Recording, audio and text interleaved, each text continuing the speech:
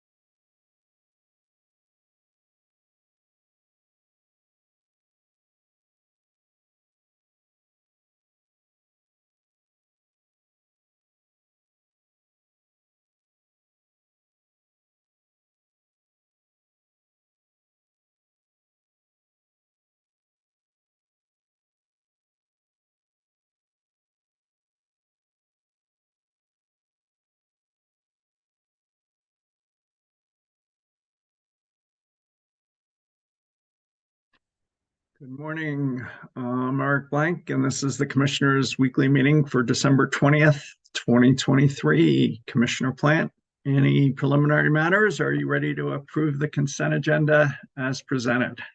I am ready to approve the consent agenda. Thank you. Thank you.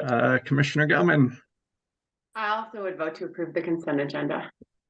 as would I. Let's skip the ERP and come back and to our deliberation at the end. Let's move forward with proceeding number 23 AL-034G, Atmos SSIR rider. Mr. Davis, Mr. Sarah. Commissioners, can you hear me? We can hear you, but we can't see you. Yeah. I don't know what's going on with that, but I'm glad you can hear me. So I'll proceed. Ron, as always, we'll take whatever we can get of you. Okay.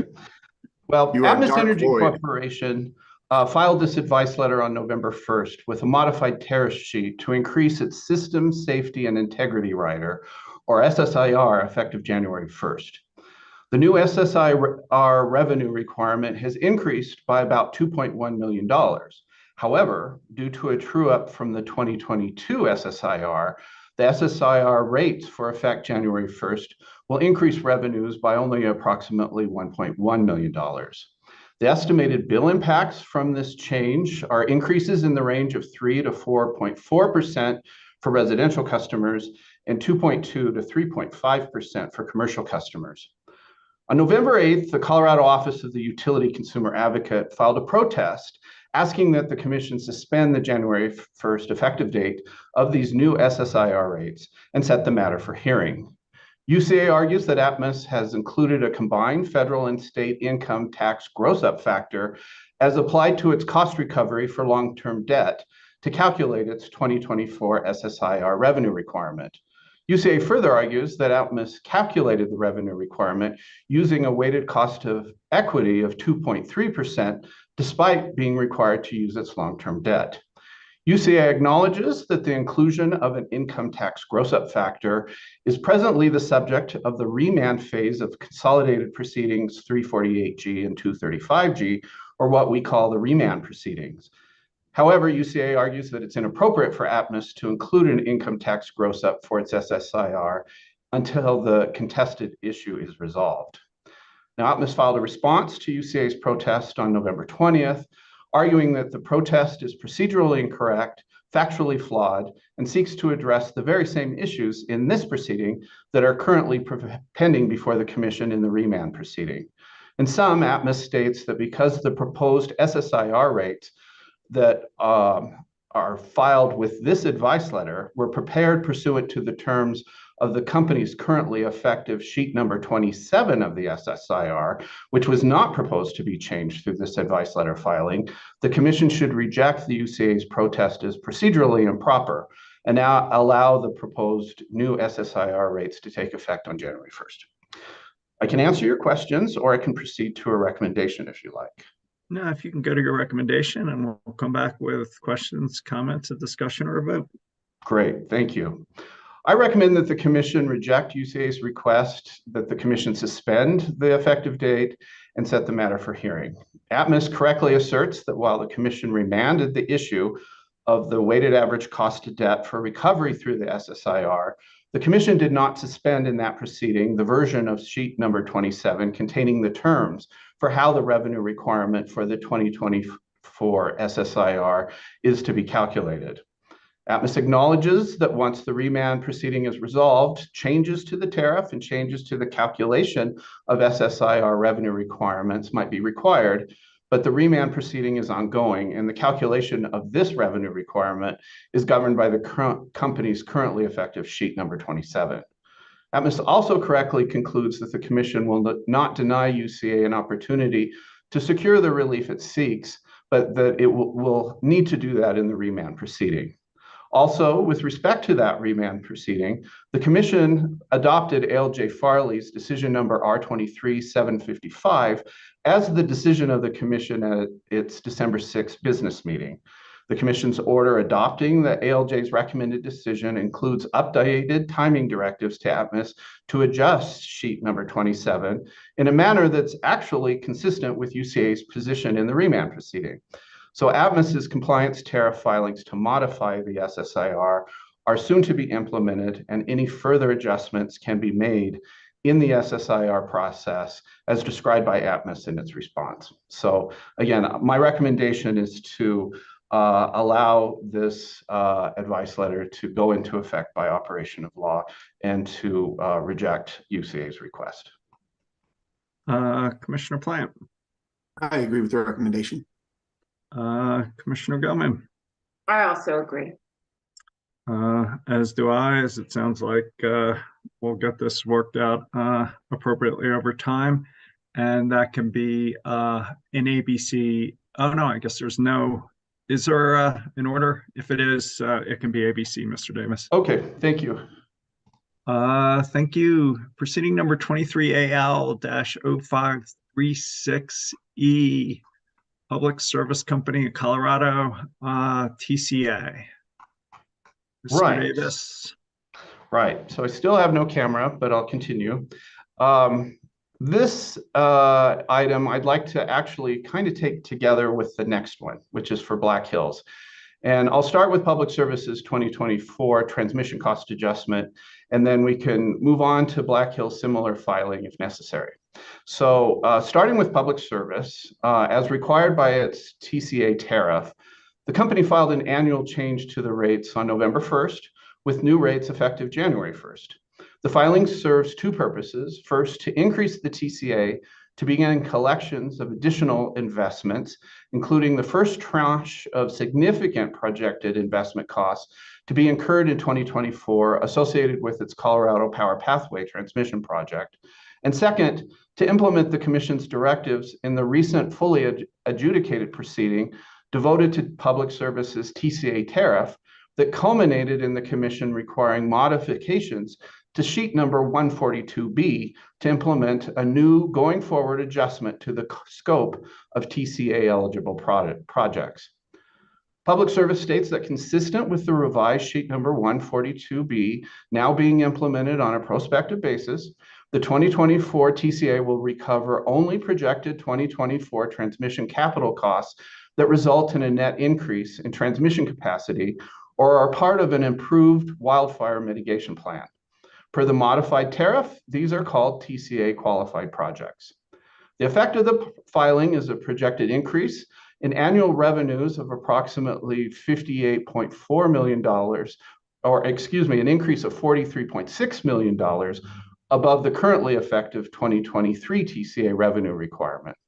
Again, a large driver of this increase is a result of the capital costs of the CPP, which the company states falls into the definition of qualified projects because it will result in increased transmission capacity.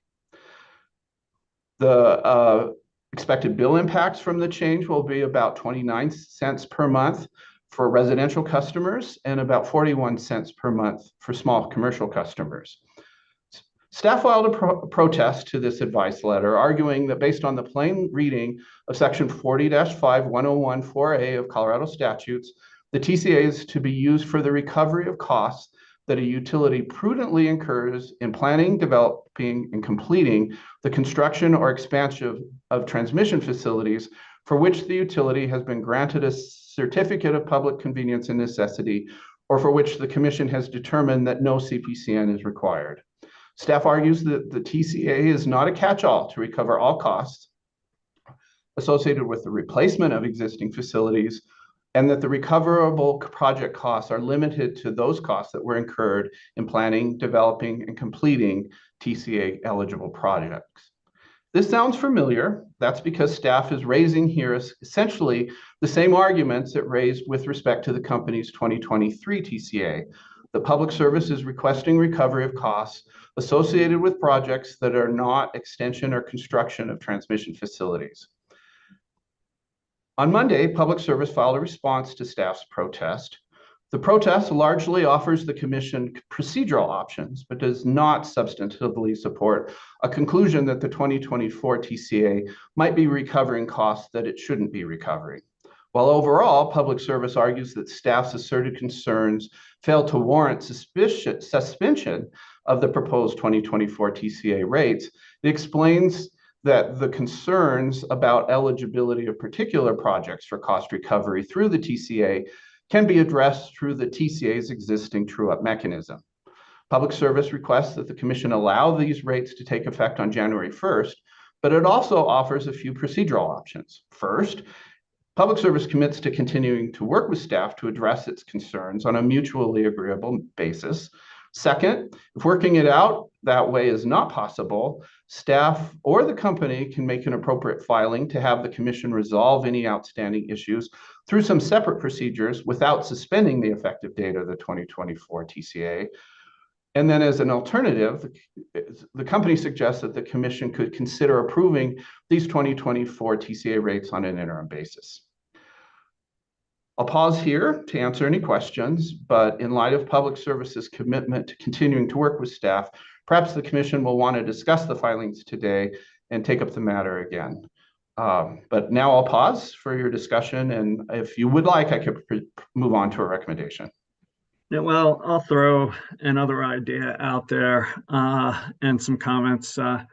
First, I'd request that staff please stop fighting over the interpretation of the statutory language from 15 years ago. In the most recently completed Phase 1 Public Service Company electric rate case, we spent considerable time addressing the statutory interpretation issue, deciding, and I'm quoting now, to limit the eligibility of the costs recovered through the TCA to capital costs associated with transmission investment that results in a net increasing transmission capacity, thereby excluding replacement and repair projects. And that's from our September order at page 48. As I understand it, that approach was subsequently codified into a tariff, which we approved, and is now the guiding principle and language governing subsequent TCA filings. In regard to this filing under the tariff, I'm concerned that the actual costs included in the company's TCA requests may be inconsistent with the tariff language and approach. Given this reality, I'd like to hold this decision over until December 27th. In the interim, I'm hoping the company would be willing to file an amended advice letter that takes out the costs that staff disputes, but retains the clearly appropriate TCA qualified Colorado Power Pathway and wildfire mitigation costs in the filing. This would allow us to move forward with timely placing these clearly appropriate costs into the TCA and rates. If the company were to amend its TCA filing, I'm further hoping that staff would withdraw its protest and work with the company to agree on a definition of replacement and repair costs, which doesn't seem like some huge undertaking. If there are problems, we'll be standing by to help resolve the differences. Finally, in the event that the company chooses not to amend its TCA filing by next week and wants to continue to move forward with what's in front of us now, well, I'd probably lean towards suspending the rates. So my request to both of you is, would you be okay if we held this decision over for a week to see if the company and staff might respond to this discussion today? And then we could take it from there. So I guess, Commissioner, any concerns if we held this over for a week? Like deja vu all over again. Yeah. No, I think that's a really, smart approach. And I mean, I'm trying to understand. I mean, I think we were pretty clear in the tariff what qualifies, and I think what I'm hearing is that staff is saying that there's still costs that don't qualify included in the tariff, and the company is saying, yeah, but we can true up at the later on, so we'll just collect the money now and then true up later, as opposed to not collecting now and collecting the money when it's most appropriate in the next rate case, which is kind of clearly what we were trying to direct. So I'm a little surprised at that the issues come up when I felt like we made it pretty clear. So I think that your approach is a good one, and I support it. Appreciate it. Commissioner Gilman? Thanks. Yeah, I generally think I agree. Just wanted to check with Mr. Davis. Is there any harm in kicking this to next week? No, there is no harm. The commission can render a decision on this matter next week. And if it wants to suspend the effective date, we will issue an order that day, and that's not an issue. And it's also possible that the rate would be allowed to go into effect by operation of law, which would require no decision. So no timing issues. The issue is that this is an advice letter, so we do have to resolve the issue before the end of the year. Got it. Okay. Yeah, Chairman, I'm good with your suggestion. Appreciate it. So we'll, I'd suggest, Mr. Davis, that we hold both this one and the Black Hills one over until next week. And just appreciate, Mr. Davis, your help and council's help figuring out our options forward and how to frame it. So greatly appreciate it. Great. Thank you. Thank you. So that's item 4.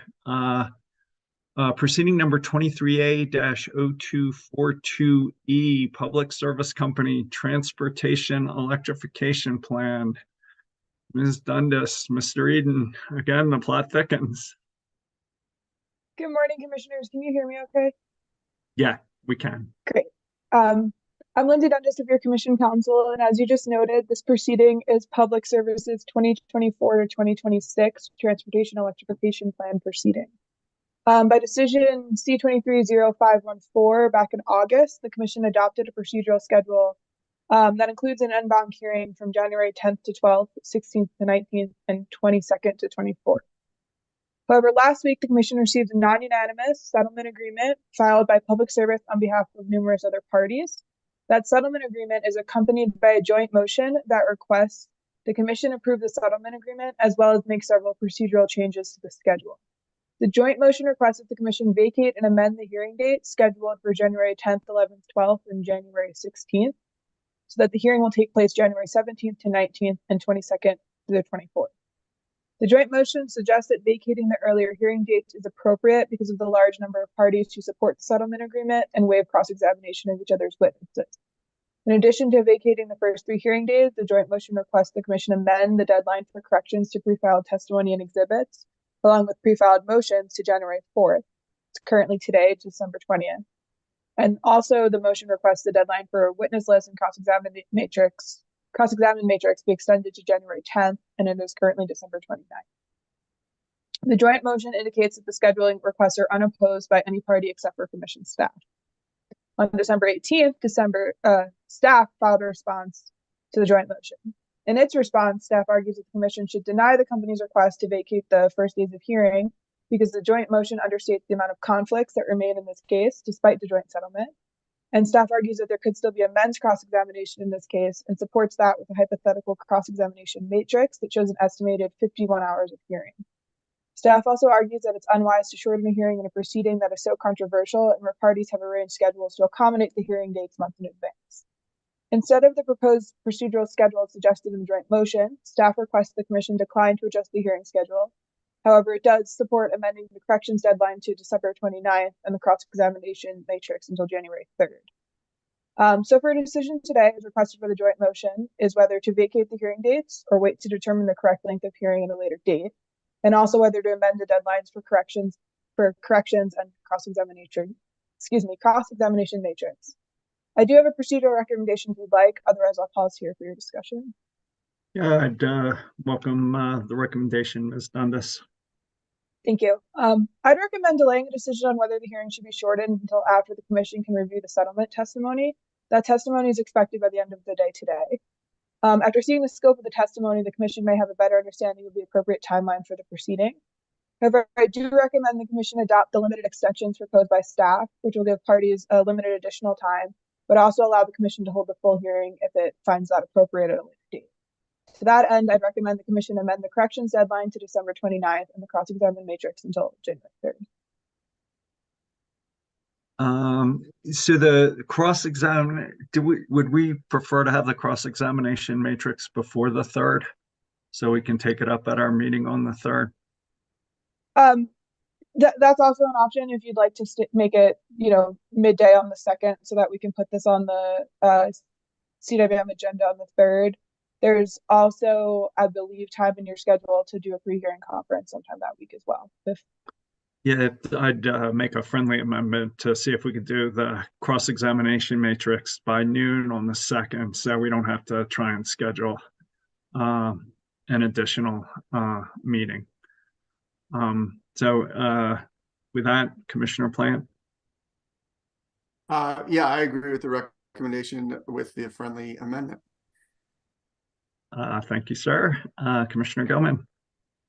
I agree.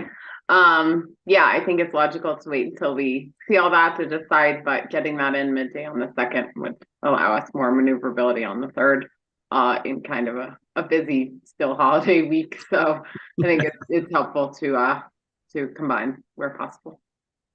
I'm good with that too. Ms. Dundas, was there more on this? Not at the moment. We'll certainly be bringing it back for further discussion. But for today, I think that's an ABC order, extending the deadline for corrections to December 29th, end of day, extending the deadline for the cross-examination matrix until noon on January 2nd, and then delaying a decision on the hearing timeline and the rest of the requests in the joint motion. Yeah, and if you guys could, so I agree with all that, and if you could frame it up for us on the 3rd, so we don't need so if we can avoid a pre-hearing conference, that'd be great. Yeah, we'll do our best. Thanks. Thanks. Proceeding number 23D-0591, city payment responsibilities for street lighting. Ms. Rosati, Mr. DeCenzo, welcome. Good morning, commissioners. Mitchell DeCenzo of your commission counsel. Wendy Rosati of your commission counsel is also available for questions. On December 4th, 2023, the commission received a petition for declaratory order filed by the Colorado Communication and Utilities Alliance, the town of Morrison, and the cities of Arvada, Aurora, Centennial, North Glen, and Wheat Ridge, collectively the local governments. In their petition, the local governments request that the commission resolve uncertainty regarding the cost responsibility of maintenance and illumination of certain streetlights within their municipal boundaries. Local governments argue that the State Highway Act and the terms of the Public Service Company of Colorado's customer-owned lighting tariff require that payment responsibility for streetlights on state and interstate highways remain with the Colorado Department of Transportation unless certain conditions of transfer under the customer-owned lighting tariff are met. On December 19th, 2023, Public Service Company and CDOT submitted a joint motion to stay the commission's determination of whether to accept or deny the petition. Public Service and CDOT allege factual inaccuracies in local government's petition, and they claim that the controversy presented in the petition would involve statutory interpretation applicable to many Colorado electric utilities, as well as analyses of franchise agreements and more tariffs than just the customer-owned lighting tariff. Public Service and CDOT request that they be given until January 24th, 2024 to prepare the response on the threshold issue of acceptance or rejection of the petition. They also indicate that it would be appropriate to allow the local governments to submit reply briefing. I can pause here if there are any questions, or I can proceed to offering a recommendation. I'd welcome a recommendation. We recommend that the commission neither accept nor deny the petition at this time. Rather, we recommend that the commission require that Public Service and CDOT submit the responses by January 3rd, 2024, and require that any replies be submitted by January 10th. Additionally, given that Public Service and CDOT are not yet parties to this proceeding, we recommend construing their motion as a comment. Commissioner Plant? I agree with the recommendation. Commissioner Gilman? I also agree.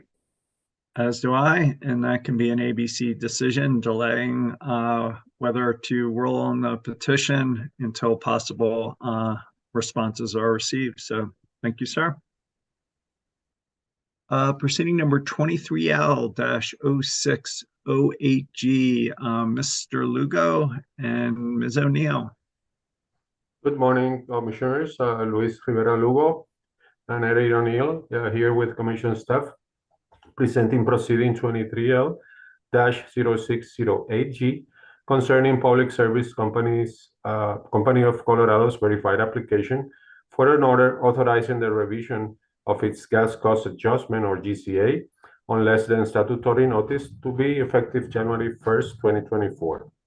The GCA is the fuel adjustment clause mechanism by which public service reflects increases or decreases in the cost of gas and refunds or collects the difference between what customers were billed for the natural gas commodity and what actually was paid for it by the company, since the commodity cost of gas is a pass-through cost without any markups to the customers. The GCA is revised on a quarterly basis pursuant to the company's GCA tariffs, to Gas Utility Rules 4603 and 4604, and the Agreement on Procedures and Operations of the GCA, filed in September 2009 in compliance with Commission Decision C09-0596, as modified by the Stipulation Agreement filed in November 2010 in proceeding number 08A-095G. PSCO filed this verified application on December 15 to reflect a decrease in the forecasted cost of natural gas for the months of January, February, and March of 2024, with a proposed effective date of January 1st, and a request that it be granted on less than statutory notice.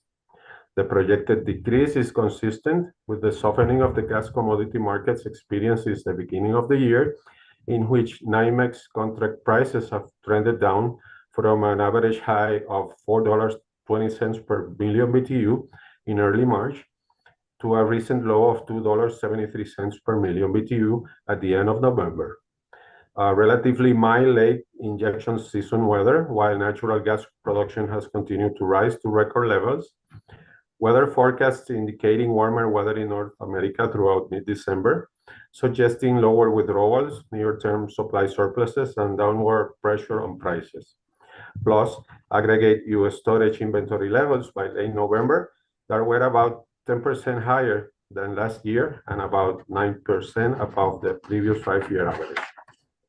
The proposed GCA rates for both the residential and small commercial customer classes represent a 9.72% and 9.83% reduction, respectively, from those currently in effect. The change in first quarter 2024 revenue resulting from the proposed rates is a decrease of $29 million for PSCO when compared to what would be collected under the currently effective rates based on forecasted sales quantities.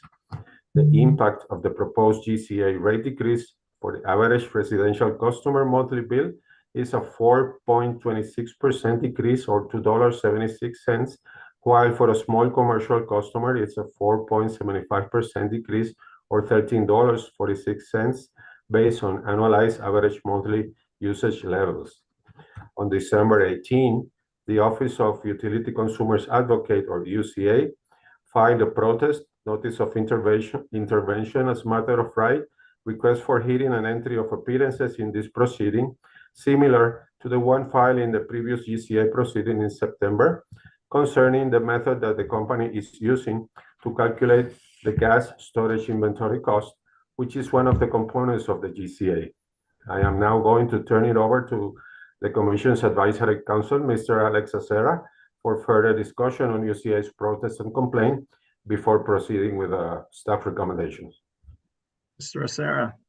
Good morning, Commissioners. So in September, Public Service filed an application to implement its Q4 GCA on less than statutory notice.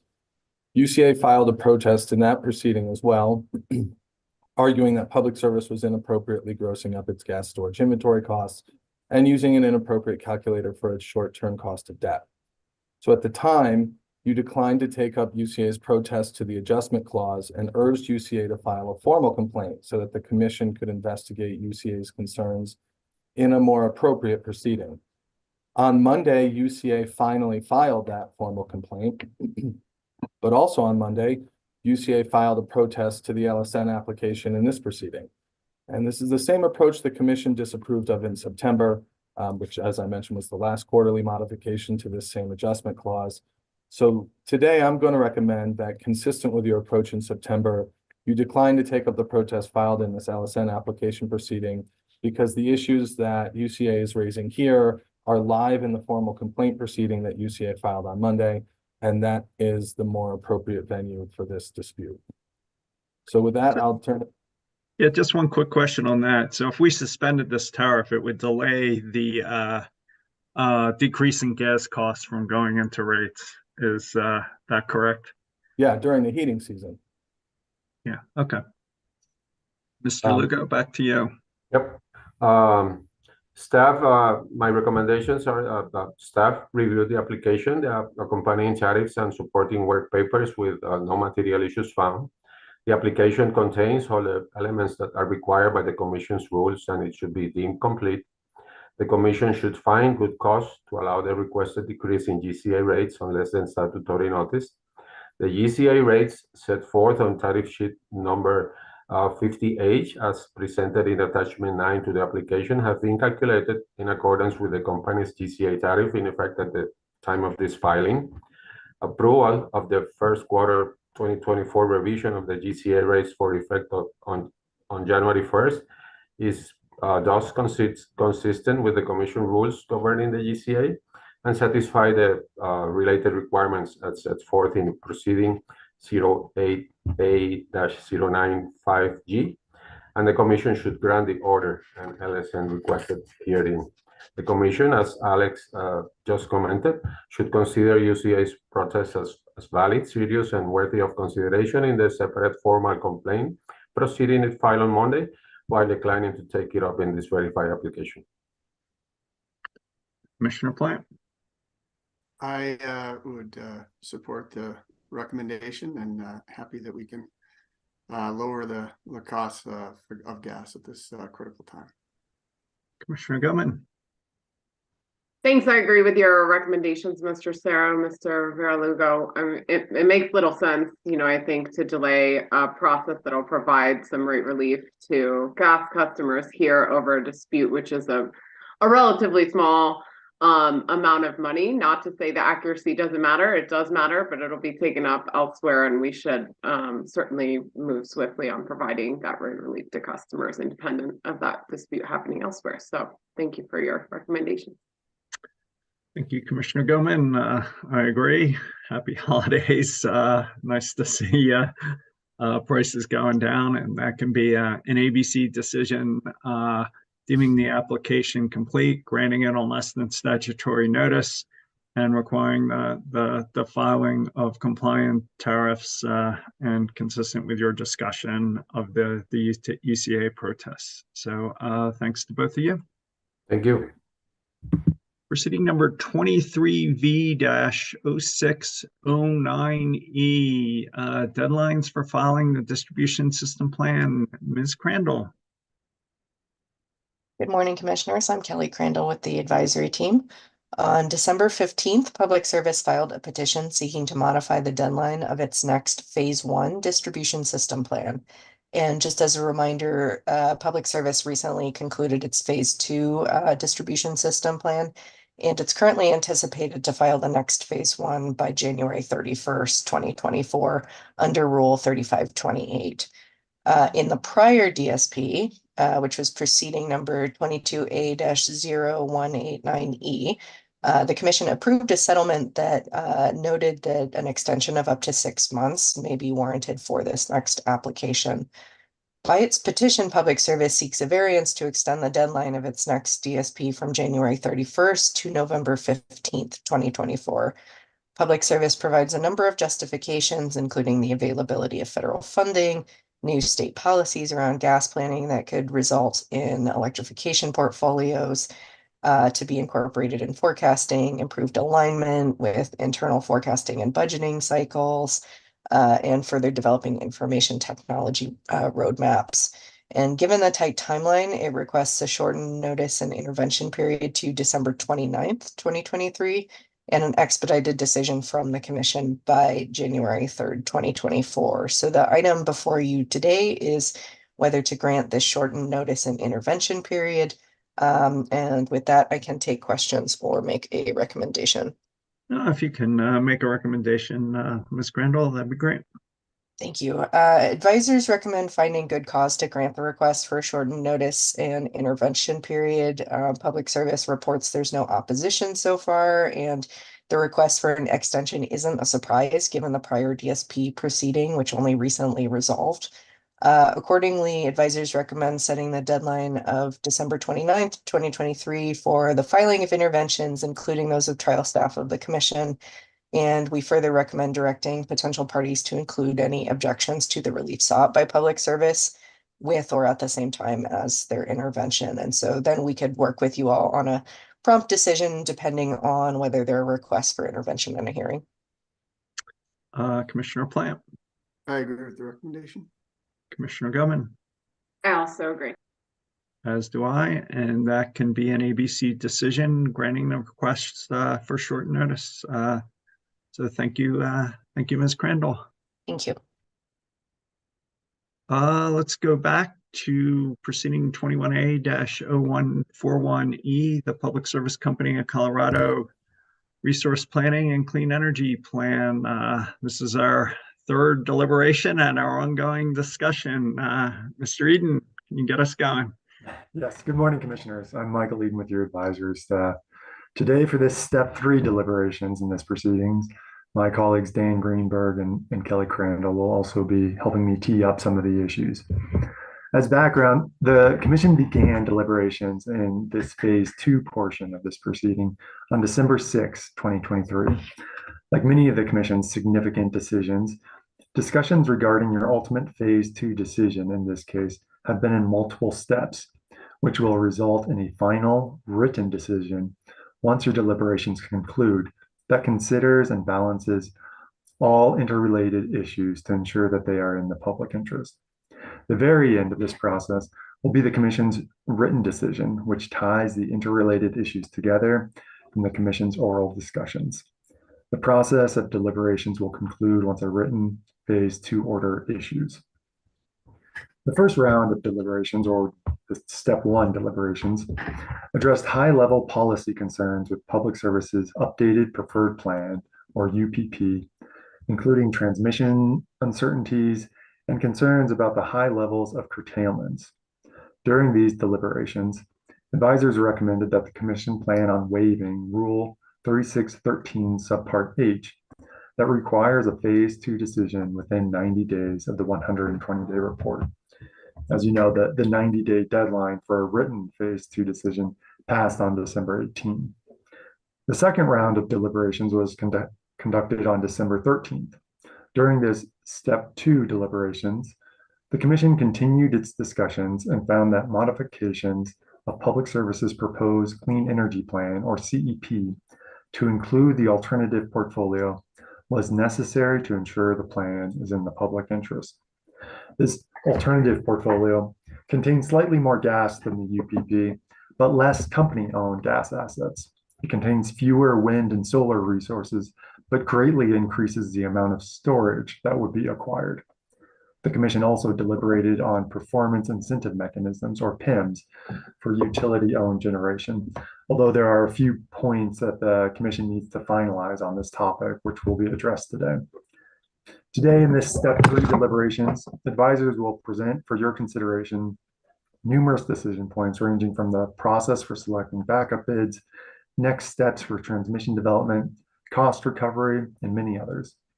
As advisors present these decision points, we'll quickly summarize some of the main points from the various parties to give context for your discussion and for the benefit of the listening public. We are hopeful that this will be the final stage of discussions before the Commission finalizes its phase 2 determinations in a written order. Before I launch into the first topic, I also want to highlight again that the Commission has received significant public comment in this case. At the beginning of the Commission's initial deliberations, for your discussions, I summarized themes from public commenters that had been submitted up to that time.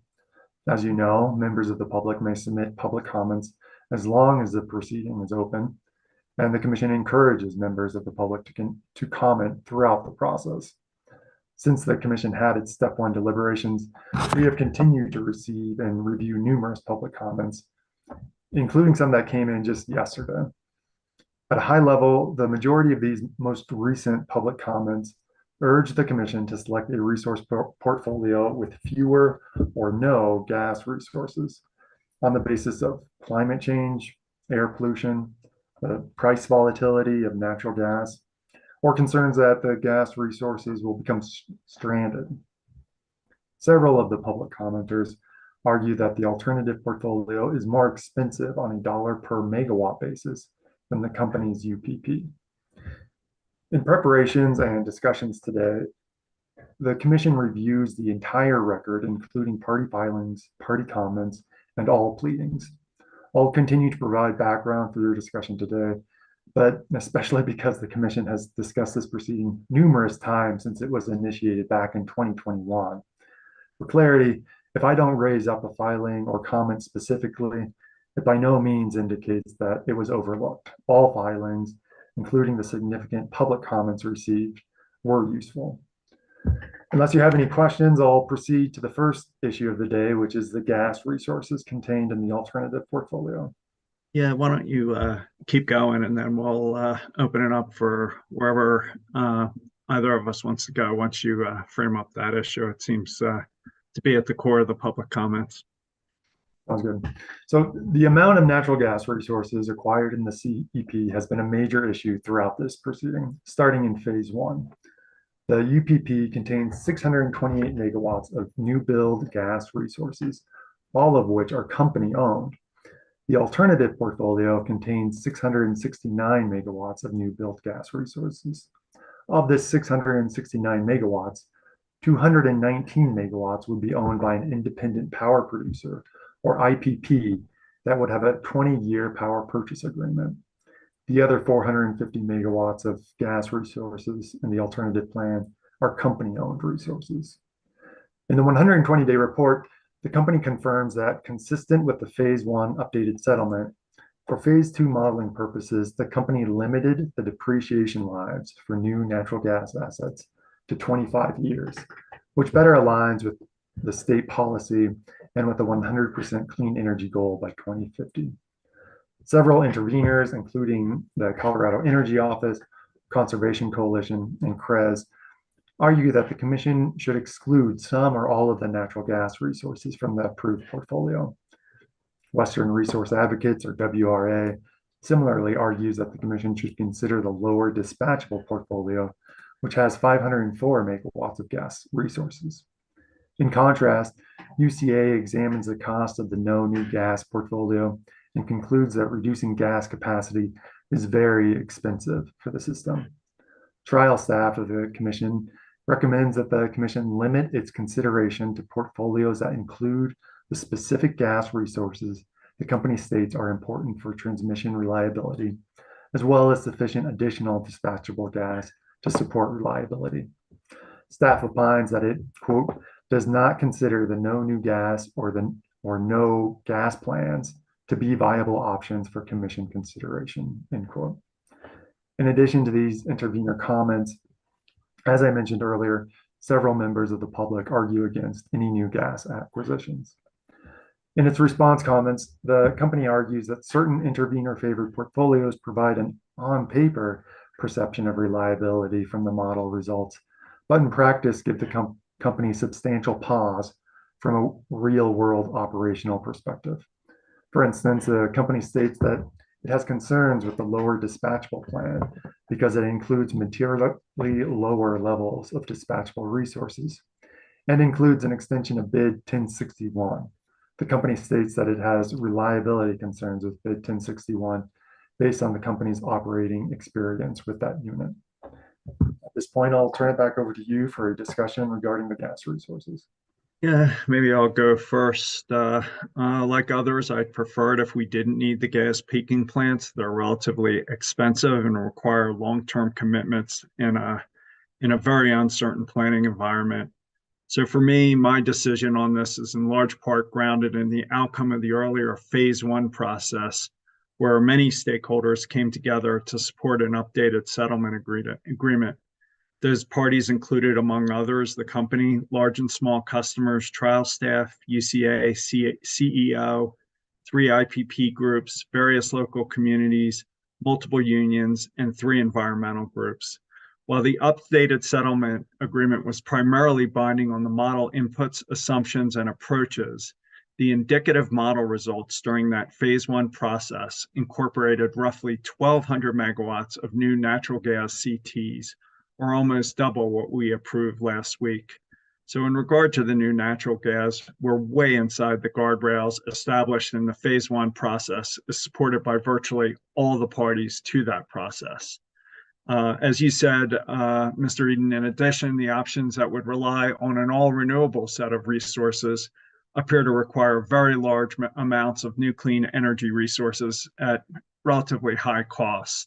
For example, the No News gas portfolio requires roughly 11,000 megawatts of new generation to avoid all the natural gas.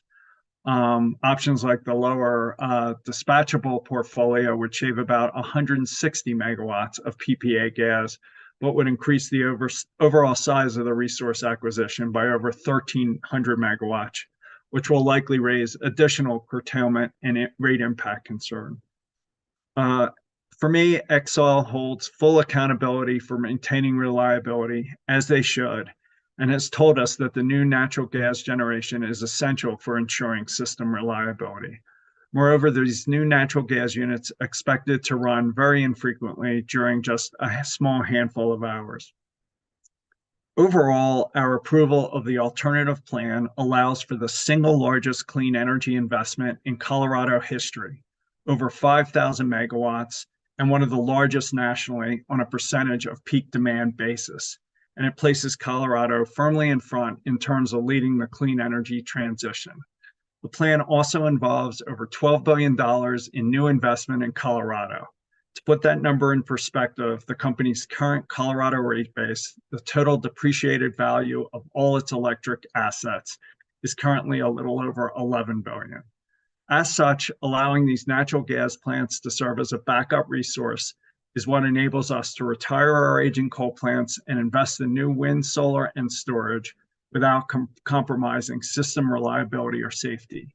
At the same time, the phasing in of some of the new clean energy investment allows us the time and space to resolve critical transmission, renewable energy curtailment, and other uncertainties. It also enables us to take advantage of improving clean energy technologies given their 10-year extension of the renewable tax credits in August 2022. For me, at the end of the day, this alternative plan cost effectively reduces CO2 emissions well in excess of the statutory requirements, sensibly invests billions in Colorado, and appropriately positions us for the future given lots of uncertainty, all without compromising on system reliability and safety. So for me, it's a major step forward, and I think strikes the right balance. So Commissioner Plant, anything you'd like to say or anywhere you'd like to take it? Yeah, thank you for those comments, and I agree with you. I mean, I would love to be here approving a zero carbon plan, as I think we all would, but that's not our role. We're approving a transition plan. This is to get us to zero carbon by a date certain, and that's going to take a reimagining of our electric system. This is, I think, as you pointed out, about half of what was the gas is about half of what was approved in the phase one. One of the things I mentioned early on was that I wanted us to try and reduce the amount of company-owned gas because that reduces the risk of stranded assets to customers, and we've done that with this plan with a replacement of 200 megawatts of IPP gas. and that relieves the customers of that kind of risk. And you know, we're as you mentioned, this is a nation-leading measure that we're taking here. But to put it into context, I mean, we're at about 40% renewables right now, which has happened over the last 20 years.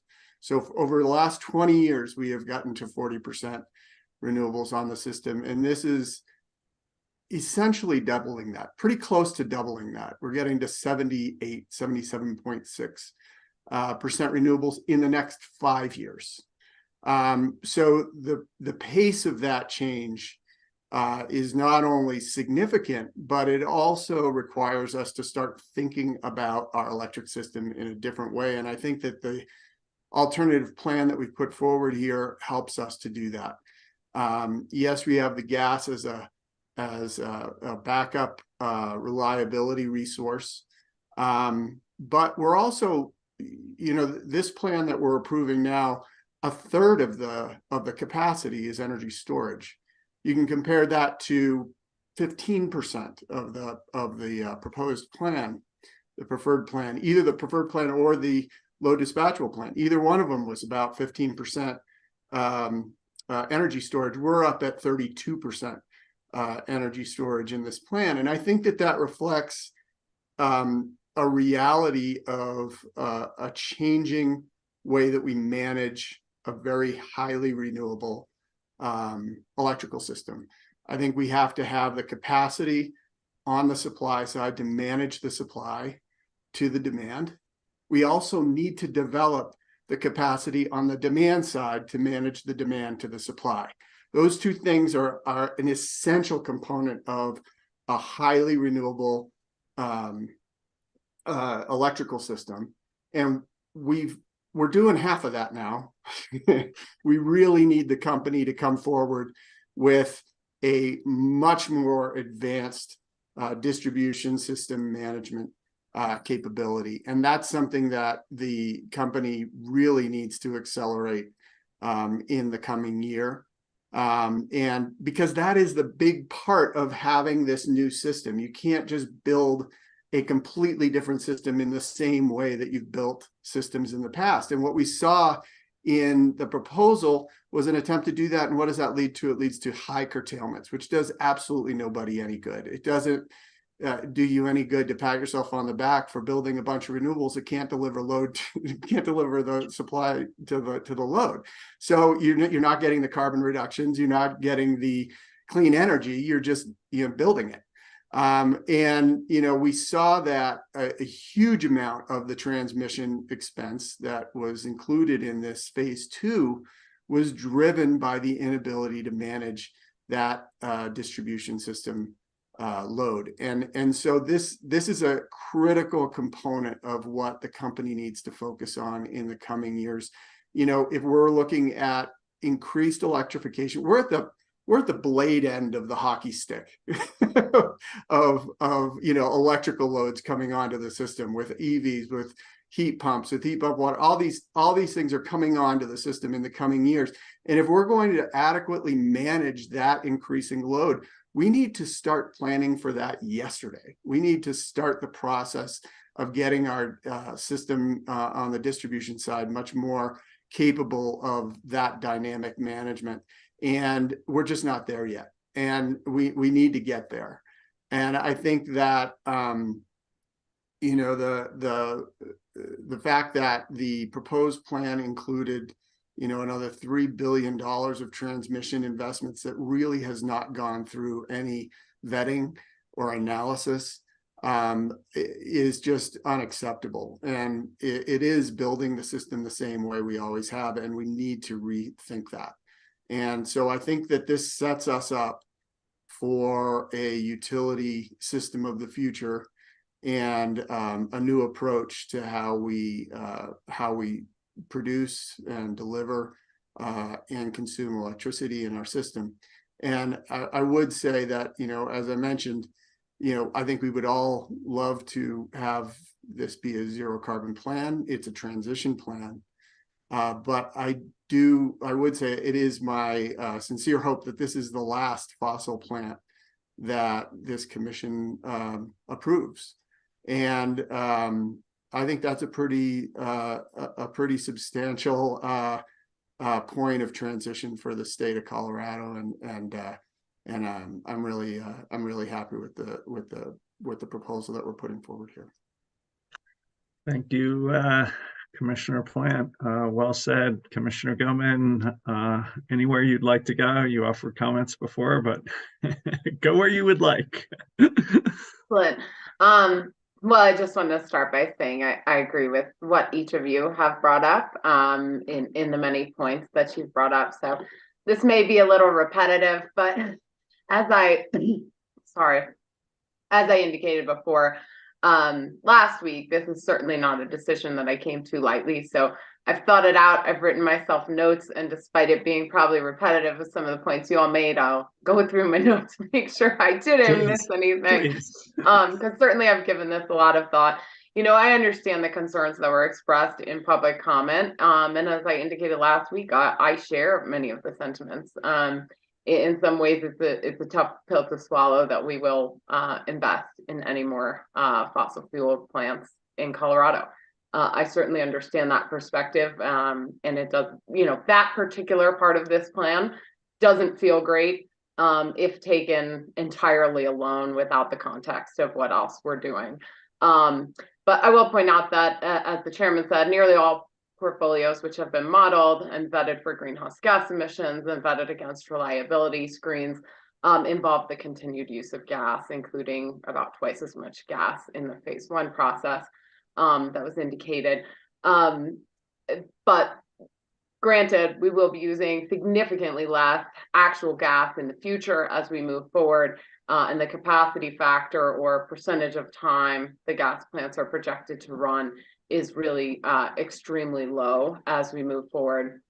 I had very much hoped that we would get into this process with the technology and bids to make it no longer necessary to approve the continued use of fossil fuels in power generation. However, the company's testimony made clear they're not willing to support solutions from a reliability perspective that don't include these types of resources, and specifically these types of resources in certain locations that they see as necessary for reliability of the system. I certainly wish that process were a bit more transparent, as these sorts of adjustments that were made to the modeling in phase 2 and the requirements for specific support in sections of the company's system could have been communicated more clearly to this commission, to other parties, and I think to bidders, to get more options in these areas. So certainly process improvements as we look moving forward. However, given where we are in the statutory language, which requires that the portfolio approved by this commission maintain the reliability of the system, I see little choice but to move forward with a portfolio inclusive of gas resources. That's what we've put forward. I do think that with there being relatively little daylight between the different portfolios with regard to the gas resources due to the company's modeling requirements, that the alternative portfolio does include a distinct advantage that was mentioned both by Mr. Eden as well as Commissioner Plant. The alternative portfolio, which we've been discussing when compared to the updated preferred portfolio, includes less company ownership of the new gas assets. This reduction in company ownership moves a significant portion of the new gas generation to third-party PPA ownership, which I do believe provides a very useful diversification and risk mitigation for our ratepayers in Colorado, limiting that stranded asset risk, limiting potential future costs for things like decommissioning and other costs that ratepayers may face at the end of asset life, also limiting their risk on construction costs and operation of that plant by having the company not own it. It would be in a fixed contract with a third party. So I do see that as a distinct advantage where you don't see that in just the top line, how much gas. I think it's important to understand the ownership construct of that, and that actually provides, in my view, a distinct advantage that the alternative portfolio has over the updated preferred portfolio. I wish there were better words for these, but updated preferred portfolio.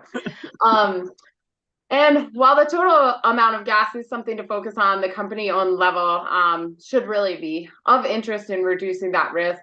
The other thing I'll mention is that was already mentioned by Commissioner Plant is the alternative portfolio contains significantly more storage resources than the updated preferred plan. And this provides a valuable opportunity for us to look at operating the system with more storage, ideally to limit the use of any gas resources remaining on the system in a meaningful way, and to make significant progress towards the use of those as dispatchable resources. Also, given the costly and time-consuming transmission constraints indicated by the company in its 120-day report, this increased amount of storage may well provide other benefits that are not readily quantifiable due to the inability to accurately calculate curtailments more accurately, and other similar issues that we're seeing that kind of remain concerns as we move forward. And I certainly see a marked increase in storage capacities on the system as a virtue of the alternative portfolio, especially given some of the other concerns brought up by the parties. Comments from the public and parties asking for a much harder look at demand response as a solution to peaking issues are also well taken and addressed by Commissioner Plant before me. But if you're a regular listener, you're probably well aware I've been on that soapbox for many years, all but begging the company to take a more serious look at demand response as an actual resource, looking more broadly and innovatively at different programs we can offer, and using the control of demand as a critical part of this equation, which will become more critical, but I think also easier as we look at the integration of more electrified loads. But they're not just electrified loads. They are highly efficient, highly advanced, internet connectable, smart loads for the most part. If we're looking at electric vehicles, at heat pump water heaters, whoever it may be. So I actually think the universe is expanding quite quickly here. The commission has already ordered the company to complete a much more comprehensive review of demand response options and the entire ecosystem of programs and resources they could deploy, not just in those peaking situations, which is relevant here to avoid new generation in the future, but also for those intraday changes in things like renewable output, where we might be able to reduce things like gas plant starts if we're able to really effectively deploy these resources on a quick basis. So additionally, Commissioner Plant's been making great progress on a proceeding to require the company to issue an RFP to deploy a virtual power plant pilot in Colorado on an accelerated timescale. So I do think the commission takes the potential for demand response very seriously. I think we've been pushing quite significantly in that direction in ways that are specific, actionable, and timely. But as always, we are all ears if there are other more specific proposals that we're missing. But I do take those public comments seriously. I think it's something we have been focused on, we will remain focused on, and certainly see that as having great potential for the system. One other thing, given the focus elsewhere on electrification of vehicles, heating, etc., I think it's as essential as ever that we provide an electric system that is as reliable and affordable as possible to ensure we can continue to spur that transition that's needed to deeply decarbonize all sectors of the economy, many of which already do or will deeply rely upon this electric system as the backbone of that transition.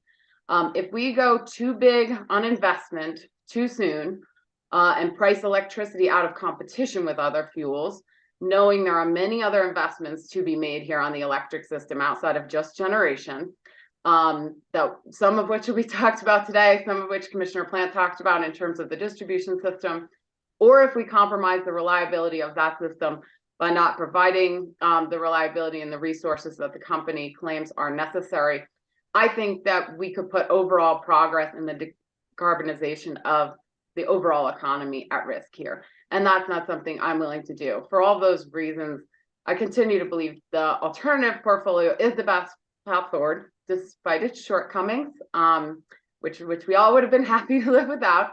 And despite any individual number you can pluck out kind of and be disappointed about, I think it presents a path forward that provides the most risk mitigation and provides the most prudent use of ratepayer money, all while providing a total sea change in how we produce electricity in Colorado, and which exceeds the targets set by the legislature and provides the proper backbone as we look to electrify many more loads in the future. Well, thanks to the both of you for broadening the conversation and for the vision and leadership. Commissioner Plant, would you like to add anything to what or respond to Commissioner Gilman, or should we continue on? No, just give an amen. I agree with the comments of Commissioner Gilman, and yeah, I'm excited.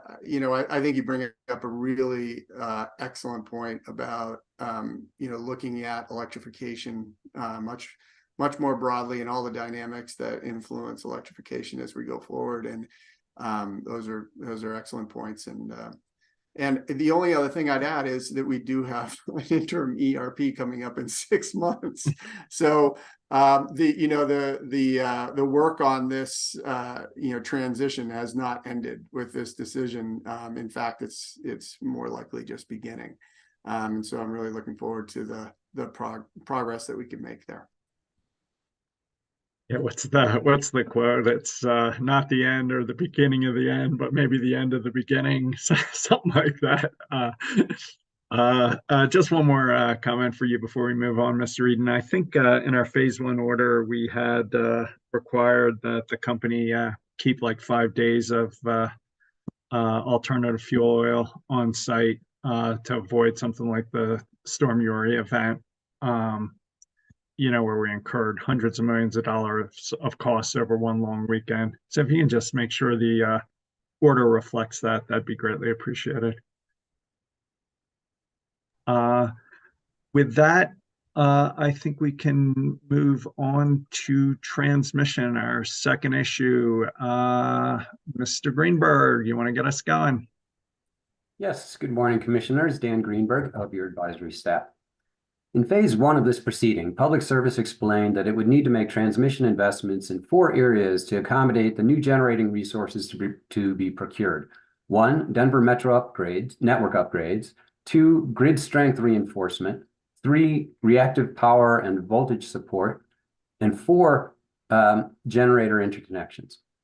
At that time, Public Service provided a preliminary and illustrative cost estimate of $250 million for the Denver Metro upgrades, and a rough estimate of the combined cost for voltage support and grid strength of between $150 and $250 million. In its 120-day report, the company states that the scale and remote location of the new generation that the company will procure via this ERP, the planned generation retirements the ERP entails, and the lack of bids for new or existing generation located within the Denver metro area transmission constraint all combine to require significant evolution of and investment in the transmission system to maintain reliable delivery of power to load centers. The 120-day report presents a cost estimate for Denver Metro network upgrades of over $2.1 billion, more than 8.5 times the Phase 1 estimate, and include another $176 million for network upgrades to the transmission system in the San Luis Valley. With regard to the San Luis Valley, the company discusses existing transmission constraints and reliability issues in serving the valley and the difficult history of resolving those issues.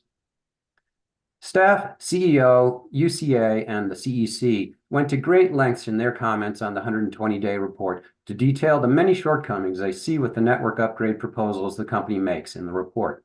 Briefly stated, these parties expressed concern or shock about the stark contrast between the Phase 1 estimate of $250 million for Denver Metro upgrades and the $2.1 billion estimate, $2.1 billion estimate in the 120-day report, and state that had they known of these costs, their approach to this proceeding would have been very different.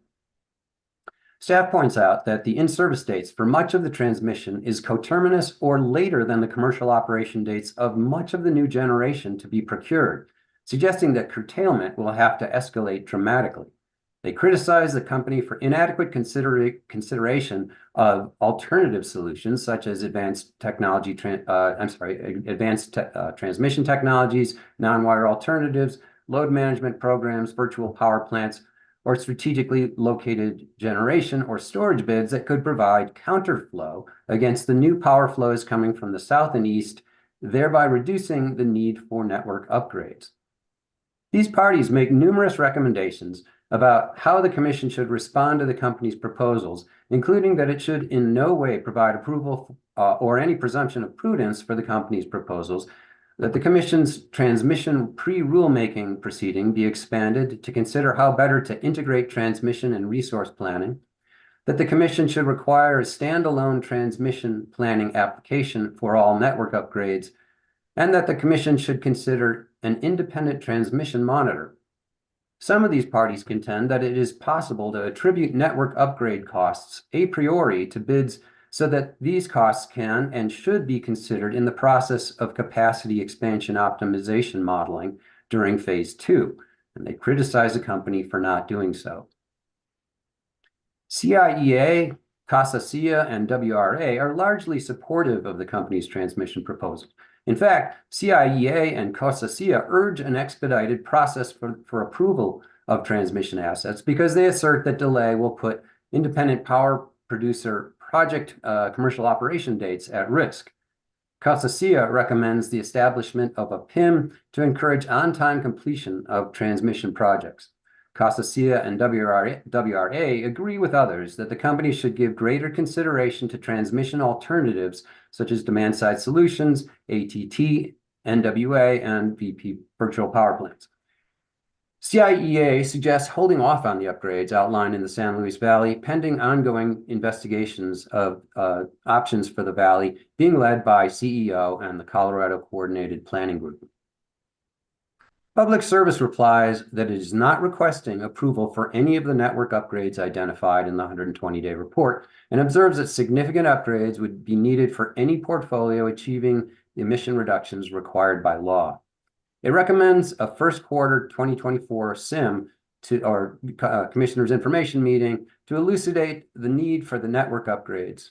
The company opposes staff proposals for a standalone transmission planning application and for a transmission monitor, stating that these suggestions are vague and time-consuming, that they will prevent timely completion of the transmission projects, thereby, thereby increasing their costs and addressing risk, and adding risk and cost to the completion of generating and storage resources as well. The company admits that it will have to curtail resources pending completion of transmission projects, but that this is preferable to the costs added by delay. The company contends it is unrealistic to think that changes to the resource portfolio will significantly reduce transmission costs, but states that it is committed to considering the alternative solutions that several parties recommend. Responding to parties that are critical that network upgrade costs are not directly attributed to individual bids, the company states that doing so is impossible because these costs are driven by interaction between location, size, and dispatch profile of the entire portfolio of new generation. It urges the Commission to reject this idea. Advisors have identified 6 decision points for your deliberation regarding the transmission projects identified in the 120-day report and how best to investigate alternatives and process improvements for future ERP proceedings. The first of these is whether or not the Commission should find that the transmission network upgrades, grid strength reinforcements, and reactive power or voltage support investments presented in the 120-day report are not part of an approved CEP, and that the company explicitly does not receive a presumption of prudence for the transmission projects presented in this phase 2. I'll pause here for any questions or your deliberations. Yeah, again, I'll jump in. For me, our selection of an alternative portfolio with smaller resource acquisitions was the best way to address the uncertainty surrounding modeling, curtailment, capacity valuation, as well as those involving these transmission investments. As such, our decision removes some of the immediate timing pressure on the new transmission need and clarifies that we're not approving new transmission in this case or somehow creating a future rebuttable presumption. Given the smaller resource acquisition, we now have the time and space to collectively investigate the cost, value, need, and timing of the new transmission during the just transition solicitation process. As I said in our prior deliberation, I strongly prefer that the transmission approval move forward ahead of, or at least simultaneously with, the generation acquisition as best as reasonably possible. I think that aligning the timing can help us manage costs, increase competitive bidding tension, enhance the locational value of bids, and greatly reduce curtailment. So I'd encourage the company to talk to the parties and file as soon as it reasonably can in the format they believe most appropriate, which likely is a CPCN, more detailed information on the new transmission, either before or alongside the JTS. So with that, Commissioner Plant, anywhere you'd like to go? No, just briefly. I mean, I would agree with the comments you made. I think you know, I'm a little. The company has argued that this will take too much time. I think if we're talking about $3 billion of ratepayer investment, we should probably take the time to evaluate it and make sure that it's responsible and necessary. And you know, I'm also interested in, as you pointed out, Mr. Chairman, you know, looking at transmission and generation simultaneously and looking at what's driving the need for what. We do have a number of resources that we're bringing offline in the state over the next 5, 6, 7 years, and that will create you know, transmission capacity that's available. And you know, the way in which we select our generation resources could allow us to save some money by utilization of that freed up capacity, and I would like to see that as a part of the discussion and that goes forward. So I think this is a prudent path forward, and once we appreciate it, and I think decision, I'd support it. Thank you. And I'd just say, I think decision point number 6, we'll come back to that point about how the generation and transmission interact, and the whole chicken and egg problem, and how we think about it, and how we, you know, add value to generation that can help reduce curtailment or transmission investment. So with that, Commissioner Gilman, anywhere you'd like to go? Yeah, well, I think kind of specific to this decision point that was teed up, I certainly agree with staff, CEO, and other parties in making the distinction that in this proceeding, we're in no way approving transmission network upgrades, grid strength reinforcements, and the reactive power voltage support investments as part of an approved CEP coming out of this process. And while that's basically by the book how this works, you only approve generation here, you would approve transmission elsewhere. I think we've all seen enough of these processes, which is why I think a lot of us have pause, especially around the updated preferred plan, that essentially might that look like somewhat of a de facto locking in of those transmission needs ahead of time. And you know, I think the answer is that is what tends to happen in these things. You approve one thing, and then, oh yes, now we'll do the formal process to approve the thing that we essentially need because it was necessitated by the prior decision you made. And so this is how it goes. And so I think this is an important distinction on why we need to slow down, take a look at this, especially because of some of the shocks that came, you know, very late in this process. I don't think any of us expected to see what we saw in the 120-day report in terms of billions of dollars in unexpected investment needed on the transmission system, especially citing the scale and location of new generation that the companies acquired in the preferred plan, which results in levels of load served by generation located in remote areas. And so this, in essence, kind of buttresses the idea that if we move forward with the updated preferred plan, you know, I think we would be somewhat backed into a corner on nearly $3 billion worth of transmission that no one expected to see here. And that, I'll be honest, it's unclear why it was unknown until this very moment in the 120-day report. And so this is even further a head scratcher because really supposedly this whole idea of taking renewables from remote Colorado, from the Eastern Plains where the renewable generation is very good, and moving them to the load center in Metro Denver was really purportedly the entire purpose of the Colorado Power Pathways project, which is a nearly $2 billion project approved just last year to serve this purpose. And so, it's difficult to determine, what flaws we had in planning that got us to where we are, where after approving that plan, we have that entire amount more to spend to actually get the renewables to the load centers, which was the entire intention of the Colorado Power Pathway. The second reason that the company stated in indicating why they need these transmission investments was the significant influence in the level of investment was the lack of cost-effective bids in the Denver metro area. But again, there was no indication in phase one of what was at stake here. So I don't think bidders knew, to really sharpen their pencil and know where to look. I highly suspect we could have gotten some focus in that area if there was an understood need or preference for resources in the Denver metro area to avoid this. Simply put, no one understood that billions of dollars were at stake or were on the line in terms of where exact resources went. And so, I think this is an important part of the entire kind of tapestry of where we are right now, especially with moving to a different or a modified portfolio from what the company suggested.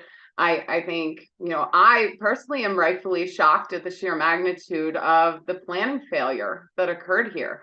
I hope it was a planning failure, but many parties feel misled, confused about seeing this so late in the process. Certainly, I am also pretty upset about this, especially to see a planning and budgeting process that was off by a magnitude of 8.5 times on one of the company's core functions.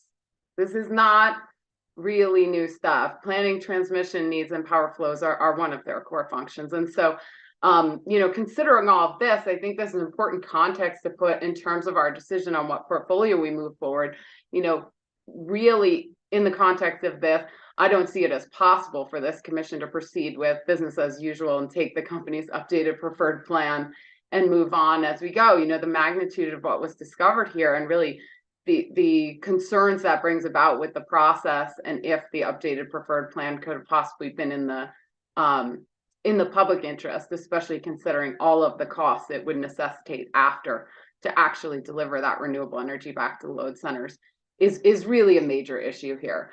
And I think it's really crystal clear. I think we'll get to some different decision points on where we go from here, that the commission needs to take some action to adjust planning processes to avoid this sort of issue in the future, so that we can better optimize around all costs, not just narrowly looking at generation costs, despite how much transmission costs certain portfolios may incur on the system. So yeah, sorry, long-winded, but it all weaves kind of together and really, very unfortunately kind of shakes confidence in this system that was intended to optimize around planning and cost, because nearly $3 billion is a very difficult amount to just work in later. So it necessarily is a foundational amount of money for us to be optimizing around and understanding our options. Well, just a couple comments. First, I fully appreciate your detailed description of the box we were in with the updated preferred plan, and how the alternative plan helps get us out of that constraint. And I'd also say one other thing: the estimates we got in the 120-day report, there was no commitment that those would be the actual costs. I think there was some substantial risk that could be way higher, which was another reason to go to the alternative portfolio and plan. But I'm not sure I feel as strongly that there was somehow a breakdown or a failure of the.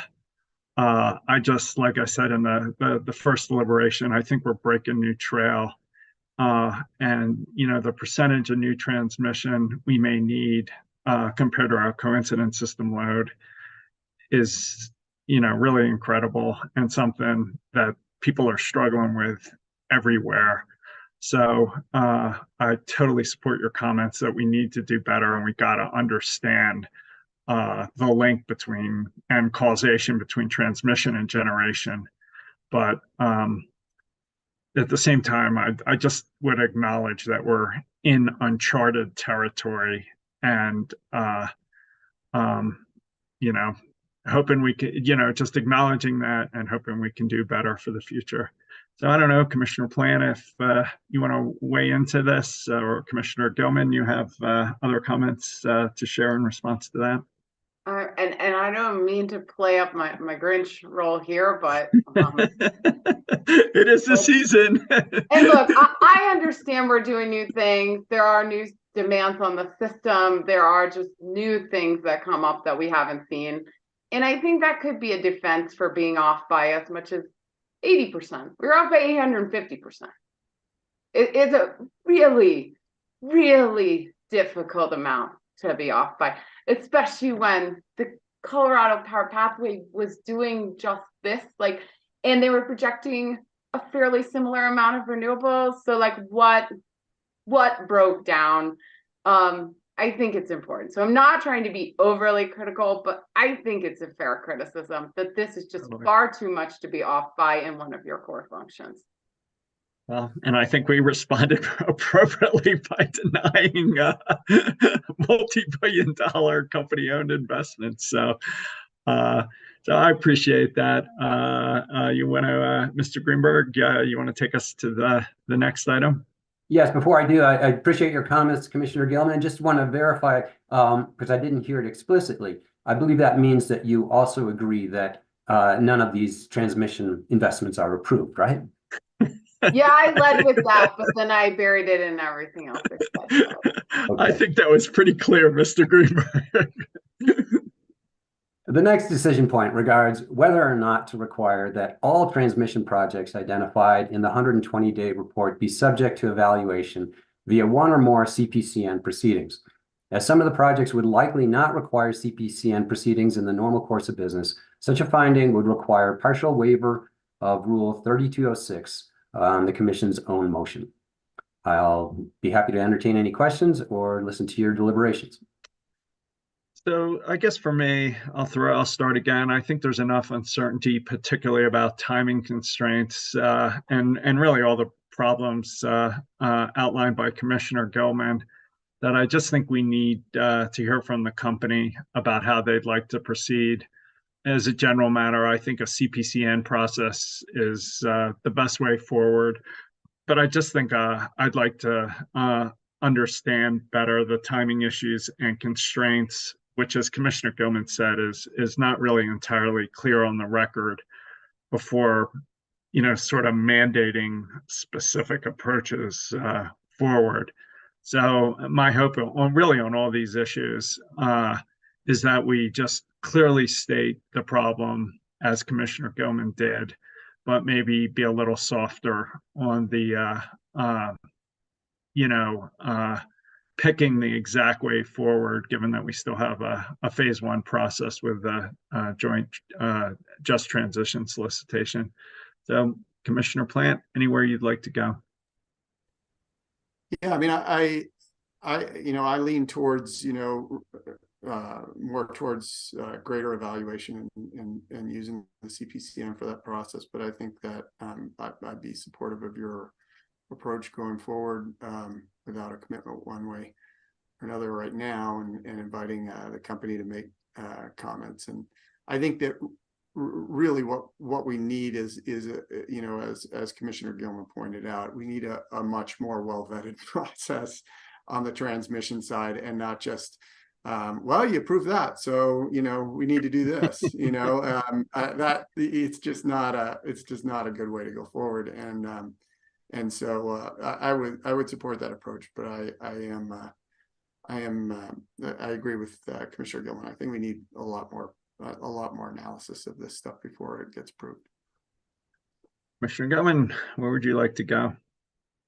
Yeah, I mean, I think it's reasonable to expect that the commission will want to see a CPCN on nearly all, if not all, of the related transmission projects that fall out of this, even if they may not necessarily be meeting the CPCN requirement.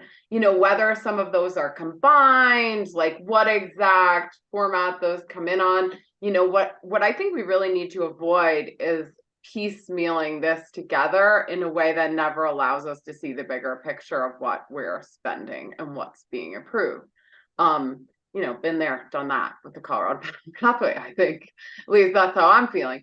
And so we need to have a clearer picture, which necessarily may net smaller projects than would have been in a CPCN process in the past, and may kind of lump together some projects, you know, so that we can actually see the totality of what is being expected here, what's needed and why, and how it works together with kind of other system requirements and constraints.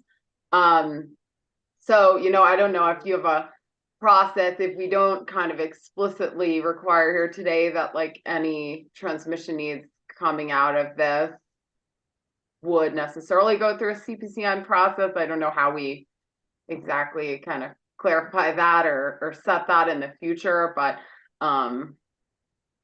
So what do you think about in this order saying exactly what you just said, given the problems in this phase 2 process, the surprise, the unexpected transmission expense, the fact that it was largely uncapped, that we want to see a big picture going forward, you know, just exactly like you said.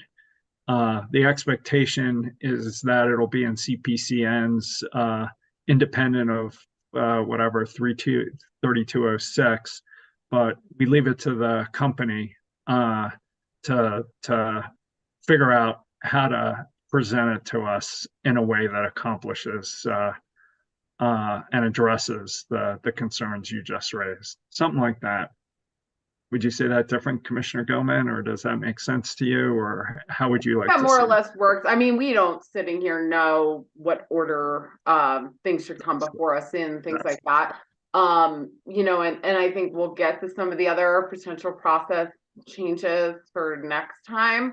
So I think that's fairly reasonable, but I think it's important coming out of here that we set the expectation. We need that holistic look, and it's probably going to look like more CPCNs than Rule 3206 would have dictated. Okay. Or more projects being vetted, even if they're combined in a CPCN, you know, I don't know the exact quantity of CPCN. Commissioner Plant, would you add anything to that? Nope. Next one, Mr. Greenberg. Sure. Just for clarity, I think you're saying that we would say something in the order about waiving Rule 3206, but kind of leave it to the company to make the case that in individual cases, some projects might not have to go through the CPCN. Yeah, what I'm thinking is, I mean, I really liked how Commissioner Gilman framed it. So I just take her language saying that we need to see the big picture holistically.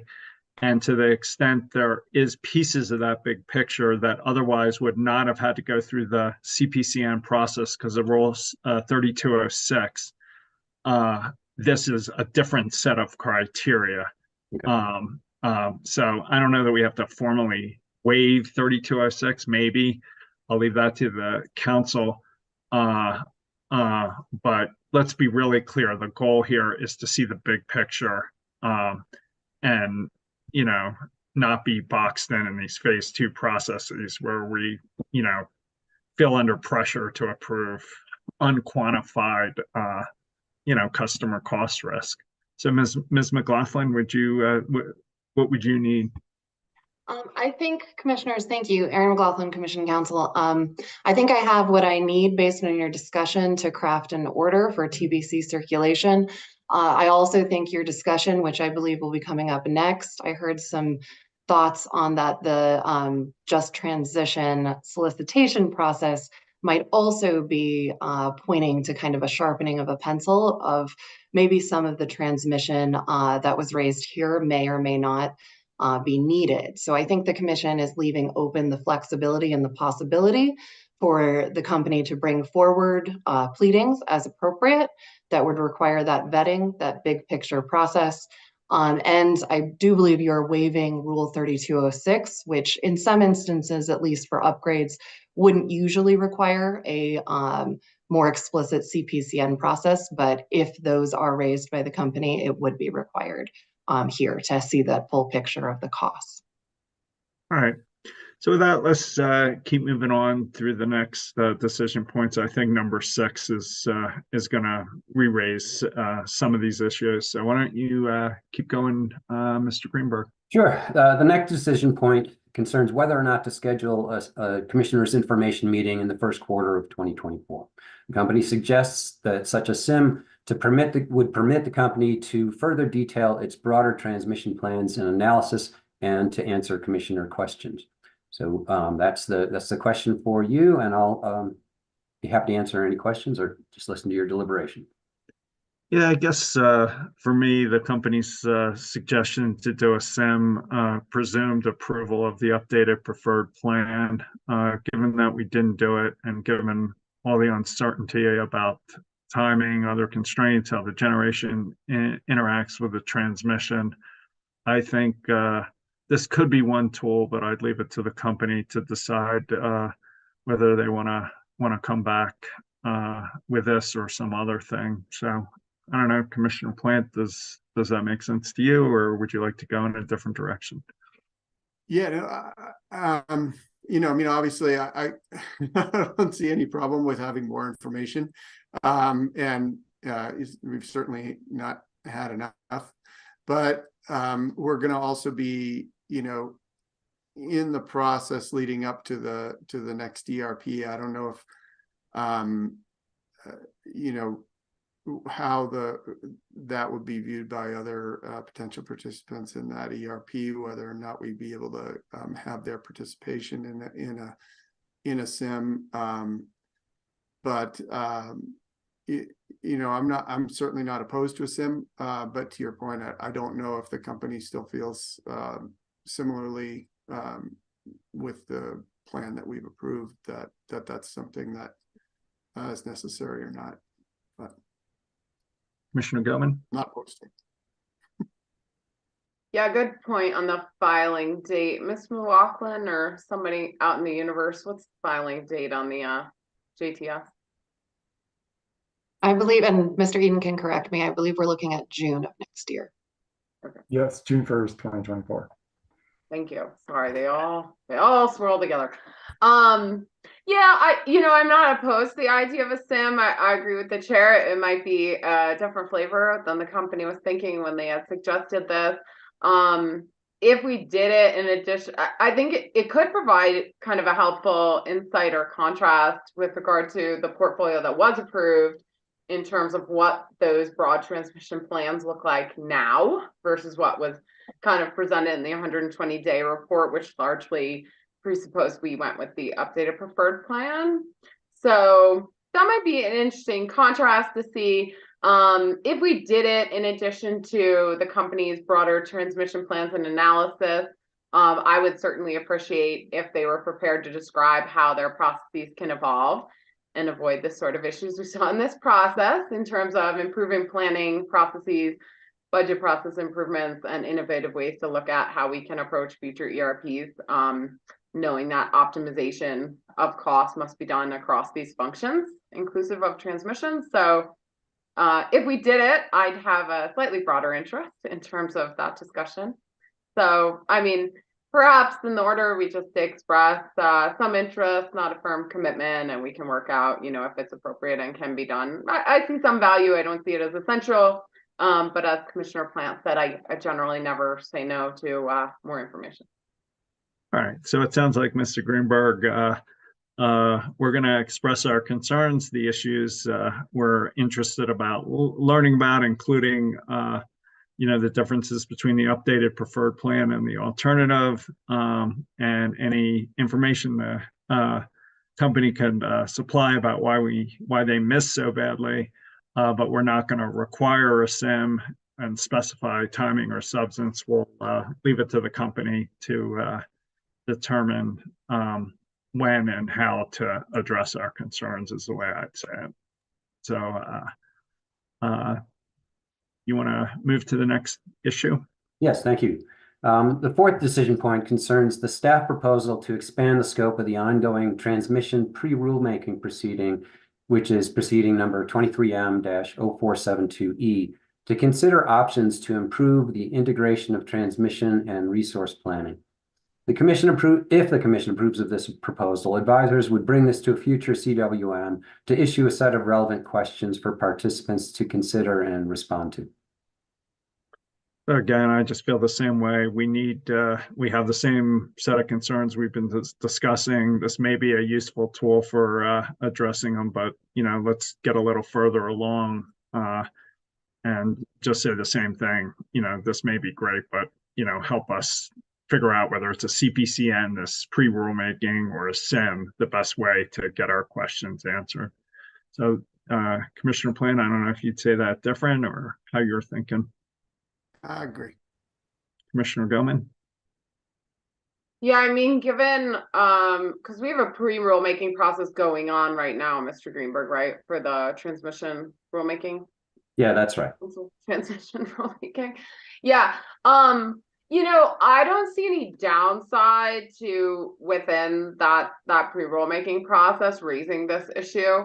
That's like kind of an immediately actionable place that people can comment and provide actual process improvement ideas, within the context of an entire rulemaking designed around transmission. I'd hate to miss the opportunity. So I would certainly suggest that we, bring to a CWM or whatever we need to do, the idea of bringing this concept into that pre-rulemaking. Look, if it goes nowhere because it's premature, we can't get somewhere, that's what happens. But to know it's an issue and miss including it seems silly. So I would just suggest we, at a CWM, introduce it into that process so people can comment and we can see if we can get somewhere. All right. I mean, to me, we got a SIM, we got this pre-rulemaking miscellaneous docket, we got potential CPCNs, we have the joint, the just transition solicitation process. So it's just, I don't know where the best place to have this discussion necessarily is, and just want to be a little cautious about not trying to force it into 4 different contexts simultaneously, especially given that we don't fully understand what's going on this record. So that's my only caution, and I'd welcome the opportunity to take it up at a future CWM. So I think we can keep going, Mr. Greenberg. Yes, the fifth decision point for your consideration regarding transmission addresses the staff proposal for what it calls a transmission monitor to oversee the analysis and implementation of the transmission projects the company identifies in the 120-day report. The person or firm in this role would conduct power flow modeling to review the necessity of the company's proposed projects and consider alternative solutions for them. I'll pause again for your deliberations or questions. Yeah, on this one, I don't know if I'd follow the exact staff proposal since we went in a little different direction, but I think there'd be a lot of value in getting some additional expertise over to staff on transmission and planning and load flow analysis. Perhaps the IE contracting approach we used in this case, where the company collaborated with staff to develop a work scope and then did the contracting, but allowed the consultant to represent trial staff and others, could also work here. And really, at the end of the day, I just urge the company to be open to the idea that having real independent expertise among the state agencies that it was working with collaboratively could help accelerate approvals and lessen negative reaction when surprises occur. So I'm a fan of doing something here, but maybe take it in a slightly different direction. Commissioner Plant? Yeah, I mean, I agree. I think we absolutely need to have some sort of independent analysis that's done here because, like it or not, when the company is, proposing billions of dollars of capital investment that's going to go to their bottom line, there's going to be a suspicion that maybe other things that could have saved money weren't adequately considered. And the only way to get, some sort of resolution on those concerns is to have some sort of independent analysis. And there are a lot of opportunities around grid enhancing technologies that are going to be, much lower cost and avoid a lot of capital investment. It may be that those were considered and rejected. It may be that they weren't adequately considered, but I think at the end of the day, the only way you're going to get some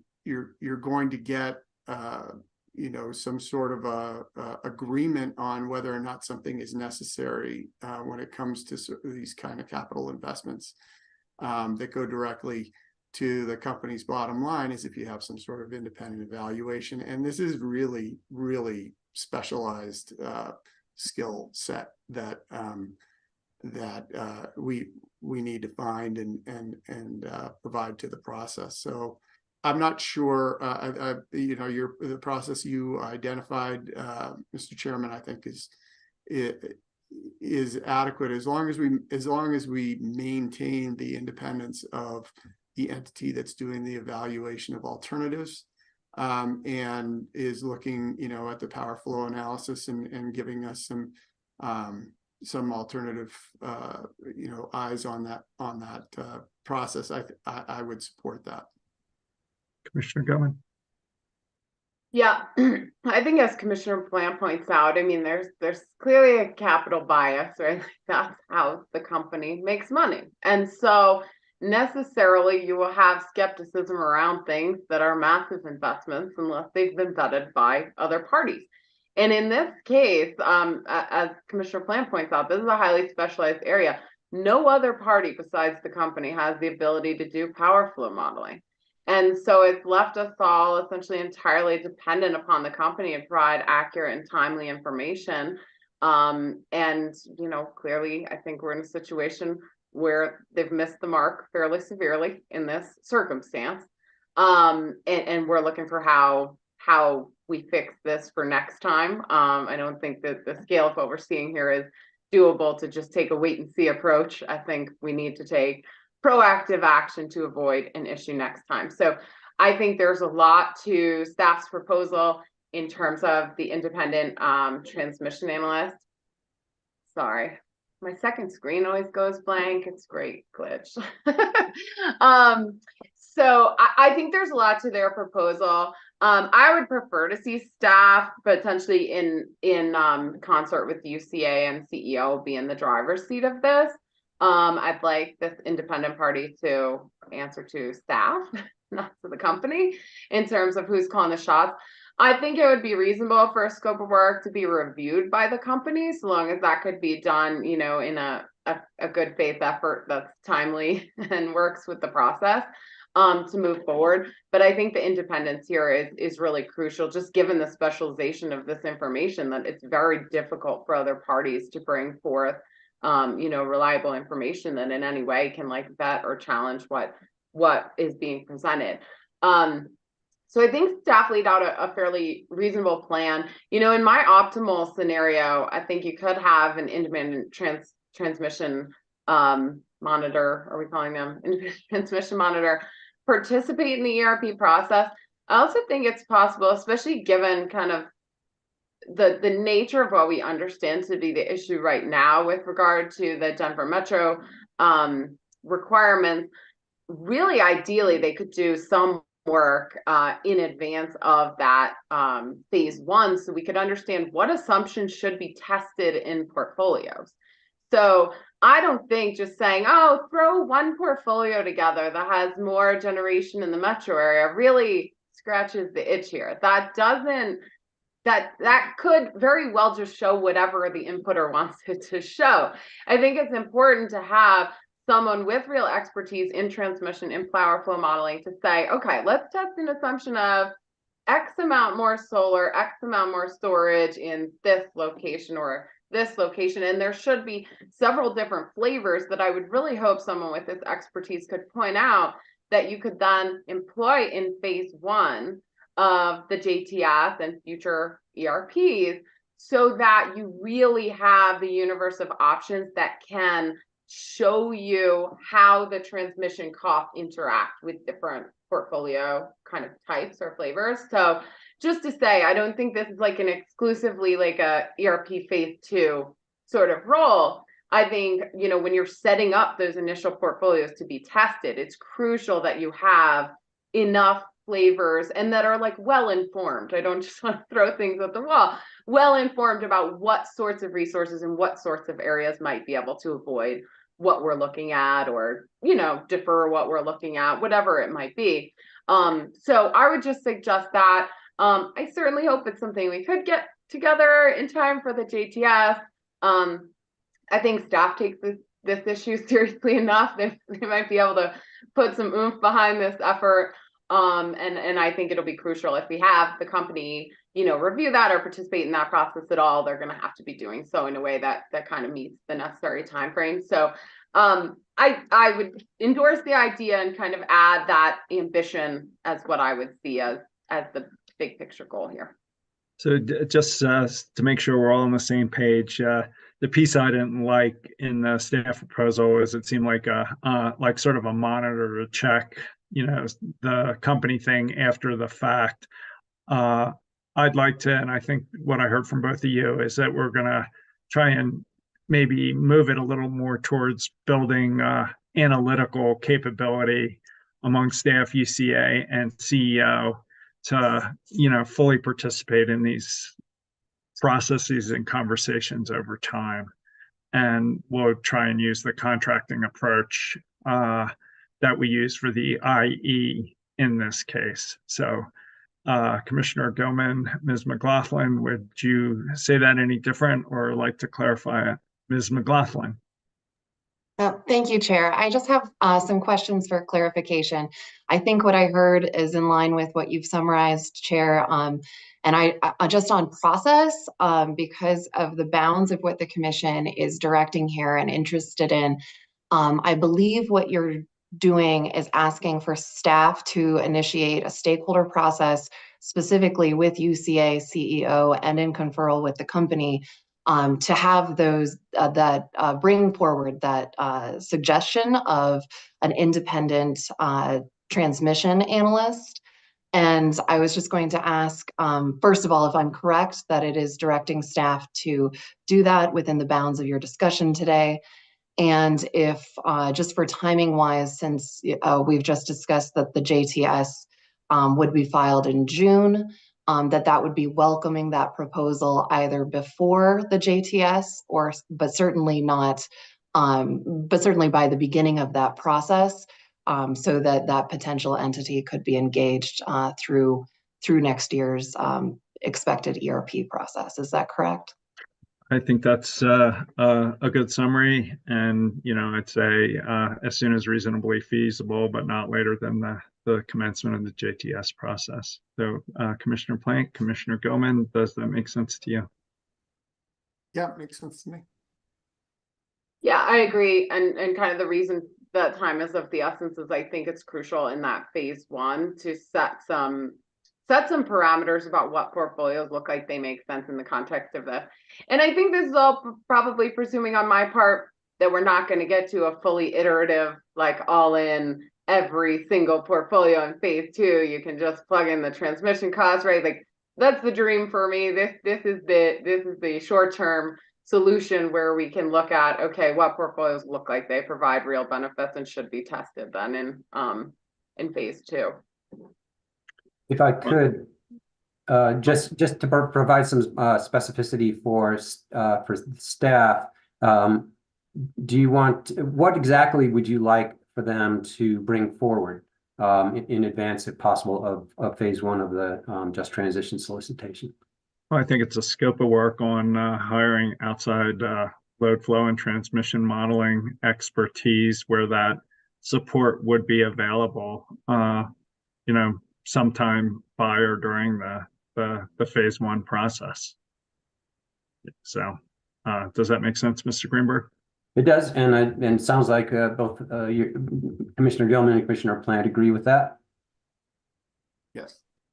Yeah, I think phase one is where this provides, I wouldn't say the most value, but I think if we miss phase one, we miss a lot of the value in really analyzing kind of the different options we should lay out in phase two. Why don't you go to decision point 6? I think we've gotten well into it, but why don't you raise it formally, Mr. Greenberg? Will do. So this final transmission-related decision point concerns potential direction to the company regarding phase one modeling for the 2024 just transition proceeding. Specifically, the questions are whether 1, the company should be directed to evaluate portfolio-specific network upgrade, grid strength, and voltage support costs for each of the portfolios modeled in phase one of that proceeding, and 2, whether the commission should require the company to include in its direct testimony for phase one of that proceeding 1 or more portfolios that explicitly seek to mitigate transmission costs by prioritizing or exclusively selecting resources that interconnect either within the Denver metro constraint or to existing transmission lines serving thermal resources that will be retiring within or before the end of the resource acquisition period. So again, I mean, that may be one way of addressing this chicken and egg concern about how we do transmission and generation in ways that, you know, the costs and needs flow back to each other, you know, the other decision. But again, I'd provide a little flexibility about how we get there. I don't know, Commissioner Plant, thoughts, comments? Yeah, no, I agree with that recommendation, and you know, I think that again, going back to my initial point, you know, we're talking about an electric system that we need to manage in a lot different way than we have traditionally done it when we're just adding generation to meet load. Just keep adding generation to meet load, keep on adding transmission to get the power to the load and call it good.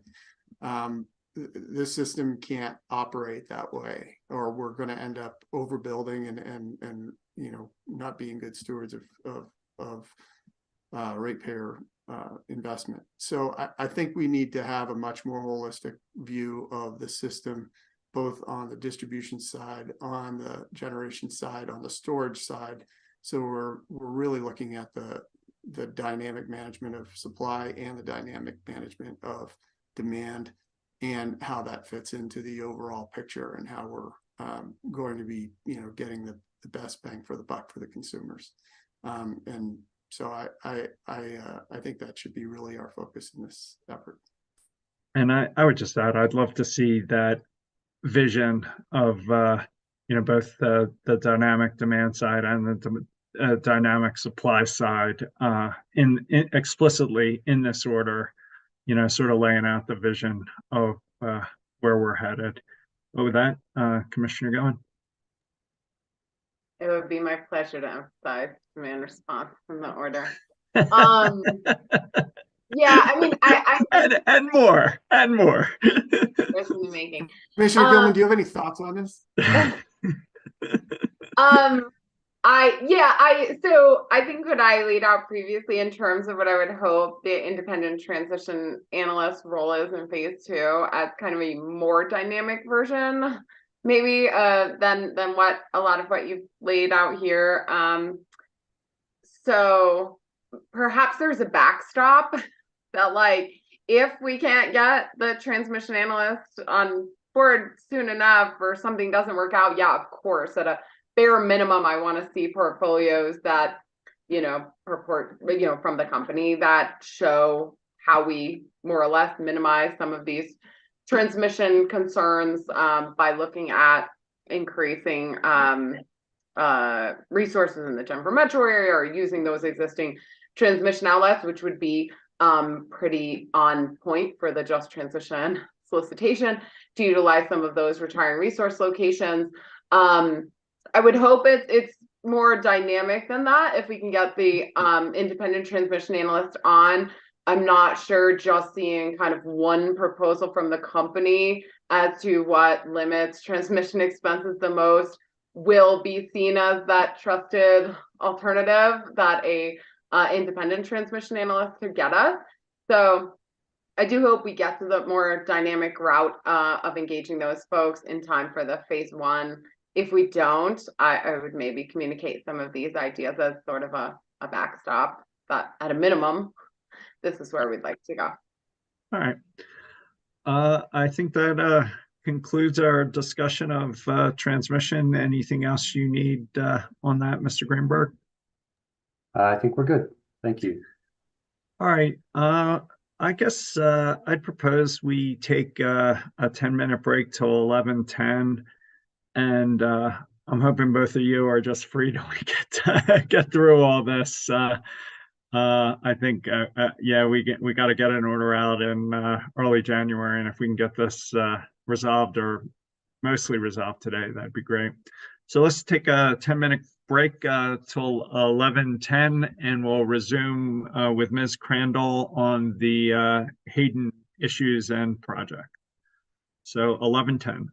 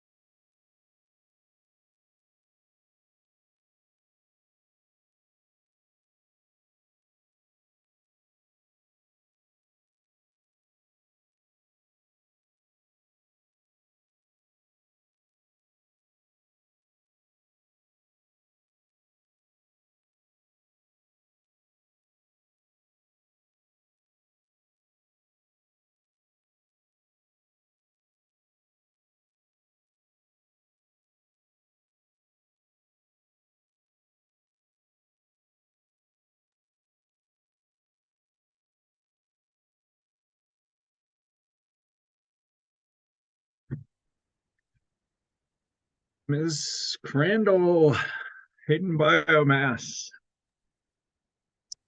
Good morning, Commissioners. I'm Kelly Crandall with the advisory team. I'll be presenting on the Commission's treatment of bid 1031, which is a 19 megawatt company-owned biomass project that Public Service included within the updated preferred plan as a Section 123 resource to support workforce transition as part of the Hayden coal unit retirement. While bids are generally kept confidential, Public Service intentionally made this bid ID and name public information. Public Service proposes several benefits for this plant, including that it would employ 26 full-time employees and so offset workforce transition and related costs. Additionally, because the project is anticipated to use forest waste from fire prevention activities and debris from pine beetle outbreaks, Public Service asserts that it is carbon neutral and would reduce other air emissions. The Labor Interests Office of Just Transition, or OJT, and Colorado Energy Office, or CEO, support approval of the Hayden Biomass Project.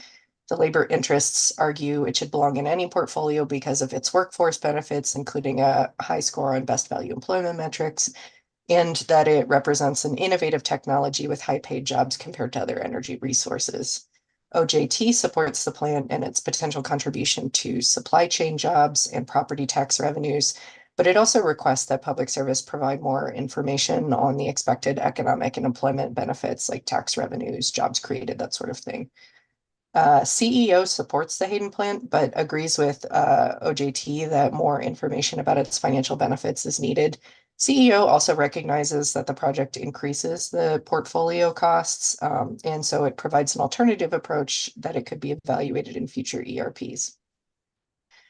The Commission received public comments from the Moffat County Board of County Commissioners, the Routt County Board of County Commissioners, and the City of Craig, which specifically expressed support for the Hayden Biomass Project, citing the risk that not replacing the coal plant will lead to cascading effects in the form of losing high-paying jobs and reducing funding for important government services.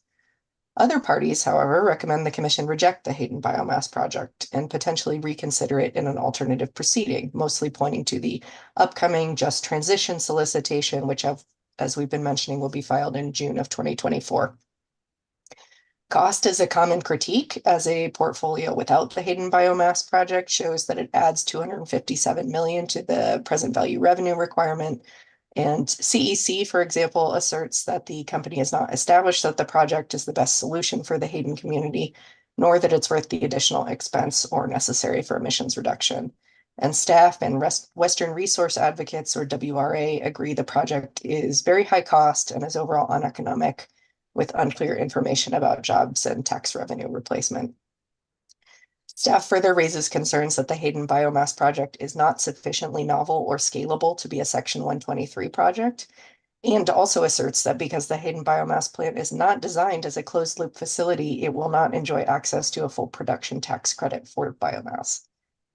WRA raises concerns about environmental claims made about the Hayden Biomass Project, including that biomass by default produces carbon dioxide, and the company hasn't demonstrated it would be carbon neutral in practice or under the statutory language of Section 124. WRA also raises concerns that the 120-day report leaves open whether other sources of fuel might be used beyond the waste matter discussed, and the Commission received public comments from entities like 350 Colorado, which raised similar concerns about environmental and air pollution impacts. In its response, Public Service reiterates that the Hayden Biomass Project contributes to development of clean, firm, dispatchable capacity with wildfire mitigation benefits, makes progress toward emissions reduction goals, and provides just transition benefits. It emphasizes the need to drive workforce opportunities to communities affected by energy transition, but also recognizes questions about costs and tax credits. And so Public Service proposes some alternative procedural options, including conditional approval of the project with additional analysis and a follow-on CPCN filing, or consideration within the Hayden Just Transition Plan filing, which is a different filing from the Pueblo Just Transition solicitation and is specific to workforce transition and community assistance. So with that, I will pause for questions. Yeah, maybe I'll go first and see where you guys are at. For me, I don't think there's a record here to justify approving this project now, given the cost, given the project approach. Staff also questions whether it scales and if it will have access to the full tax credits. WRA also raises concerns about the environmental claims and suggests the project may not be carbon neutral. Finally, there seems to be a lack of concrete information about some of the workforce and tax revenue benefits, as Ms. Crandall said. And, just following up on your comments from last week, Commissioner Gilman, I like the idea of encouraging bidders in the 2024 JTS process to locate near the Hayden plant, or at least bid projects near the Hayden plant in ways that could increase local taxes. Perhaps we can even offer those projects a bid adder based on the net present value benefits of the property taxes that would be paid to the community. Although I'd leave the exact details to phase one of the JTS process. Either way, I believe we have a commitment to do what we can to backfill the lost property tax revenues, maybe even well beyond the 6-year commitment we've already made. But this specific project, it seems premature and an expensive way to do that. So I'd like to see some options. So I decline to approve this project in this case. I would also prefer not to see it as part of a subsequent standalone CPCN request. Rather, I'd ask that the company bring it back if it wants to as part of the JTS process, so parties in the commission can look at multiple projects and alternative ways to assist the community as part of that competitive process. And, hopefully that can provide the information the company needs to develop its Hayden just transition plan. Finally, in that vein, I would encourage us to provide the option for the company to consult with relevant stakeholders and determine whether the Hayden Just Transition Plan, which includes workforce transition and tax payments based on the phase one settlement agreement in this case, should continue to be filed within 120 days of our phase two decision, or if it makes sense to take more time to put together perhaps an improved package. So I'll stop there. Commissioner Plant, take it wherever you'd like. Yeah, I would agree with your comments there, and I want to emphasize that we're very supportive. I think all of us are very supportive of the transition process and the engagement of the communities in the areas where we're closing these plants. But I would also keep in mind that we're talking about hundreds and hundreds of megawatts that we're closing down here, and what's being proposed is a 19 megawatt plant with, and I think as Ms. Crandall pointed out, a lot of the costs are really questionable in terms of, whether or not production tax credits would even be available for this project, whether it qualifies under the IRS rules. Then there's the other concerns around whether or not the emissions have been calculated correctly. I think that what we've tried to do is shoehorn something in here where a competitive process would give us many more options and alternatives and really maximize the benefit both that the community can get and that the ratepayers can get from the resources that are being vacated there. I'd also add in, there's the additional issue of the northern tie into the western market, which goes right through that area, and that may be able to be a component of added economic development and a resource for the ratepayers here as well. So I think that, moving this into the just transition process and having it be more of a competitive process will end up benefiting the community and the ratepayers better than this proposal. So I support your I don't know if that was your recommendation, I guess, Mr. Chairman. I think it's mainly Commissioner Gilman's from last week, but focusing more on the desire for options and maybe less on all the problems with a specific proposal. But Commissioner Gilman, wherever you'd like to go. Yeah, and I appreciate this coming up. I mean, I think by virtue of moving to the alternative portfolio, this project is excluded as it is in that portfolio. So I think it's important to specifically recognize that and have this discussion here today. So and as you both did, I really want to emphasize as part of the broader conversation that the commission remains committed to just transition, especially in our legacy coal communities whose labors and skills really help to propel Colorado's economy and the reliable electricity we've enjoyed for generations. So certainly appreciate the work of those communities, and we have no intention to leave you all behind. Certainly, unfortunately, what we have in front of us is not really a complete proposal that we'd be able to approve, and understand it's in the public interest. There are quite a few unanswered questions about the costs, about sorry, the environmental attributes, as well as more details on the actual kind of jobs and economic impacts that even the Office of Just Transition has requested. So yeah, I agree. I think there's also appears to be time as part of the Just Transition solicitation, without running into the retirement date of the Hayden plant, to really be able to evaluate other options there. If the company's able to fill in some of these details, I certainly hope they'll bring a proposal back in that interim ERP solicitation. I also hope this, really spurs kind of interesting conversation among IPPs on what they could bring specific to kind of just transition opportunities. We shouldn't lose sight of the main purpose of the JTS as being focused in the Pueblo area. So I certainly don't mean to kind of overrun that idea, but I do see its role as an interim ERP as a really appropriate venue to have bidders focus on this more largely, especially because of this bid and where we'd like to see folks focus. So I think that's appropriate. Ms. Crandall, does that give you and Ms. McLaughlin what you need for the order? Sounds like it does. I see you muting. Yes, commissioners, I think I have what I need. Thanks. Thank you. Mr. Eden, backup bids.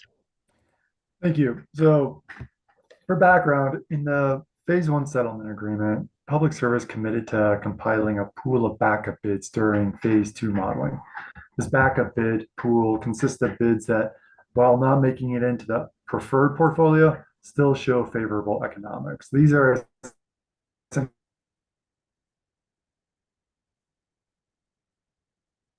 that should be used if one of the bids in the preferred portfolio. Backup bids that I'll present for your consideration. These include whether the commission should response comments Hey, and the Ms. process. We lost a little bit of you there. Maybe just for the benefit of the listening public and everyone, maybe you can back up a little bit so we have it all clear. Sure, I will do Thanks. that. I thought that was me, so I was going No, to you're another device. frozen and then hyperspeed and then frozen again. Maybe we need you like 4 sentences back or so. I'll try it again, and otherwise I might need to take a pause to call in to get audio in. But basically, the backup bids are the runner-up bids that the company can turn to if one of the bids in the approved portfolio fails. There's a few discrete issues regarding the backup bids for your deliberations, such as the exact backup bids that Public Service has at its disposal, and the process Public Service must use when it replaces a bid in the alternative portfolio with a backup bid. In addition, this topic also implicates certain proposed or anticipated changes to the approved resource portfolio that Public Service notes in its response comments. This in turn triggers a decision for the Commission regarding bid 1029, which is a company-owned wind project close to the Sand Creek Massacre National Historic Site. So while there's a lot of decision points involving backup bids, the first issue is pretty straightforward. In accordance with the phase one settlement and the 120-day report, Public Service sets forth a pool of backup bids. In table 3 of its response comments, Public Service provides a slightly modified pool of backup bids. Public Service states that these bids are intended to be pre-approved by the Commission as a set of projects to be next in line to replace a project in the approved portfolio if it fails. In its response comments, the company also clarifies its position that Rule 3617 Subpart D should apply to all backup bids as they move forward, providing regulatory certainty for these projects. Interveners such as staff and CIEA are generally supportive of the backup bid concept and raise no concerns with the pool of backup bids included in the 120-day report. This first issue is simply whether to approve the company's pool of backup bids and the implications this has for Rule 3617 Subpart B. I'm happy to answer any questions, or I can proceed to my recommendation. Yeah, if you can give us a recommendation on this, that'd be great. Sure. Did we lose Chair Blank? Nope, I'm just okay. Sorry. Advisors recommend that the Commission expressly approve the updated list of backup bids set forth in Table 3 of the company's response comments. Recognizing that the backup bids in Table 3 were compiled in anticipation of the UPP, or the updated preferred plan, and not the alternative portfolio, the Commission should clarify that the company may use its discretion to adjust the portfolio of backup bids as necessary, given the switch to the alternative portfolio. For instance, consistent with staff's recommendation, it would be reasonable to include as a backup bid any bid within the UPP that is not in the alternative portfolio. The Commission should also clarify that the presumption of prudence set forth in Rule 3617 Subpart D applies to any backup bid that moves forward in accordance with the Commission's approved process for selecting backup bids. Commissioner Plant. Yeah, I'd agree with that recommendation. Commissioner Gellman. I also agree. As do I. Thank you. Now that the backup pool is established, the next issue is the process public service uses to decide when to pivot to a backup bid and what exact backup bid to select. Staff, CIEA, and the Colorado Solar and Storage Association and Solar Energy Industries Association, or COSACIA, all generally request that the Commission establish more process for the selection of backup bids. For example, staff is concerned that approving a backup pool of bids that includes both company-owned and PPA bids may create perverse incentives for the company in negotiating projects. Staff suggests a process in which IPP backup bids can move forward quickly, but company-owned backup bids would require additional process. CIEA argues that the company should make like-for-like replacements. That is, if an IPP bid fails, it must be replaced with an IPP bid, and urges the Commission to set clear criteria for the selection process. COSACIA echoes these concerns and focuses on the company's right of first offer. The right of first offer is a provision in the model PPAs that allows the company to step into a failed IPP project and take over development. COSACIA recommends that the company be required to first use the backup bids before it can exercise its right of first offer. In its response comments, Public Service argues for the importance of maintaining flexibility to move to a backup bid for timely replacement.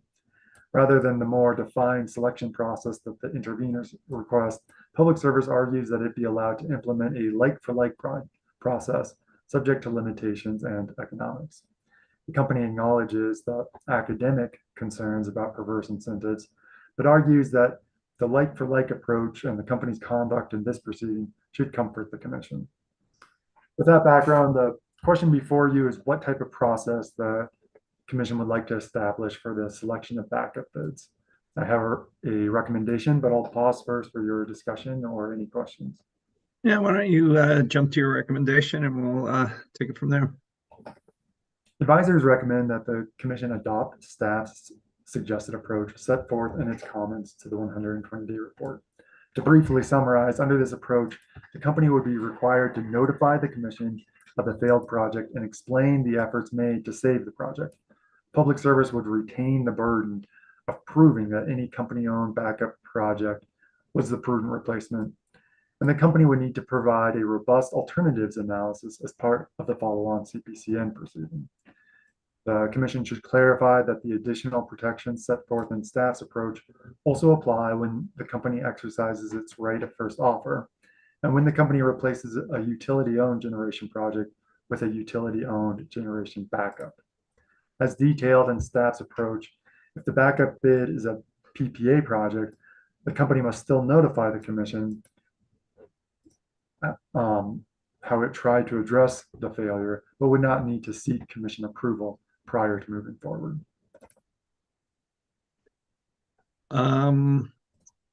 Well, go ahead, Commissioner Plant.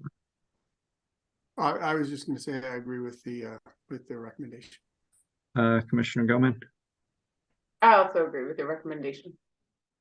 Yeah, as do I. I generally support it in the staff proposal, but we just want to clarify that I would think this process should be written notice and comment approach that has to move quickly and hopefully would be very light for a like replacement. You know, I'm hoping we can start moving away from process to start building stuff.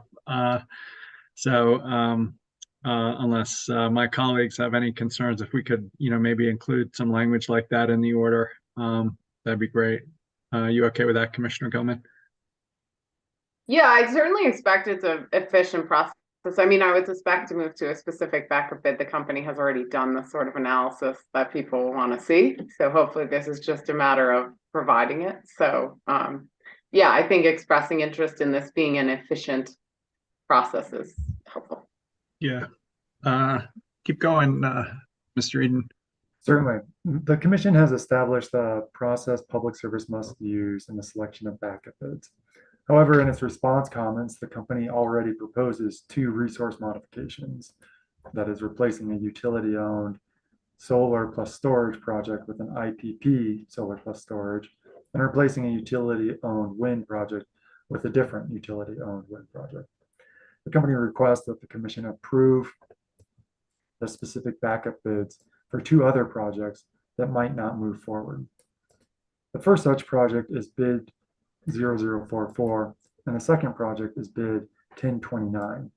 Setting aside for the moment bid 1029, which is located near the Sand Creek Massacre site, advisors recommend that the commission consider whether to approve these resource changes and backup bids set forth in the company's response comments.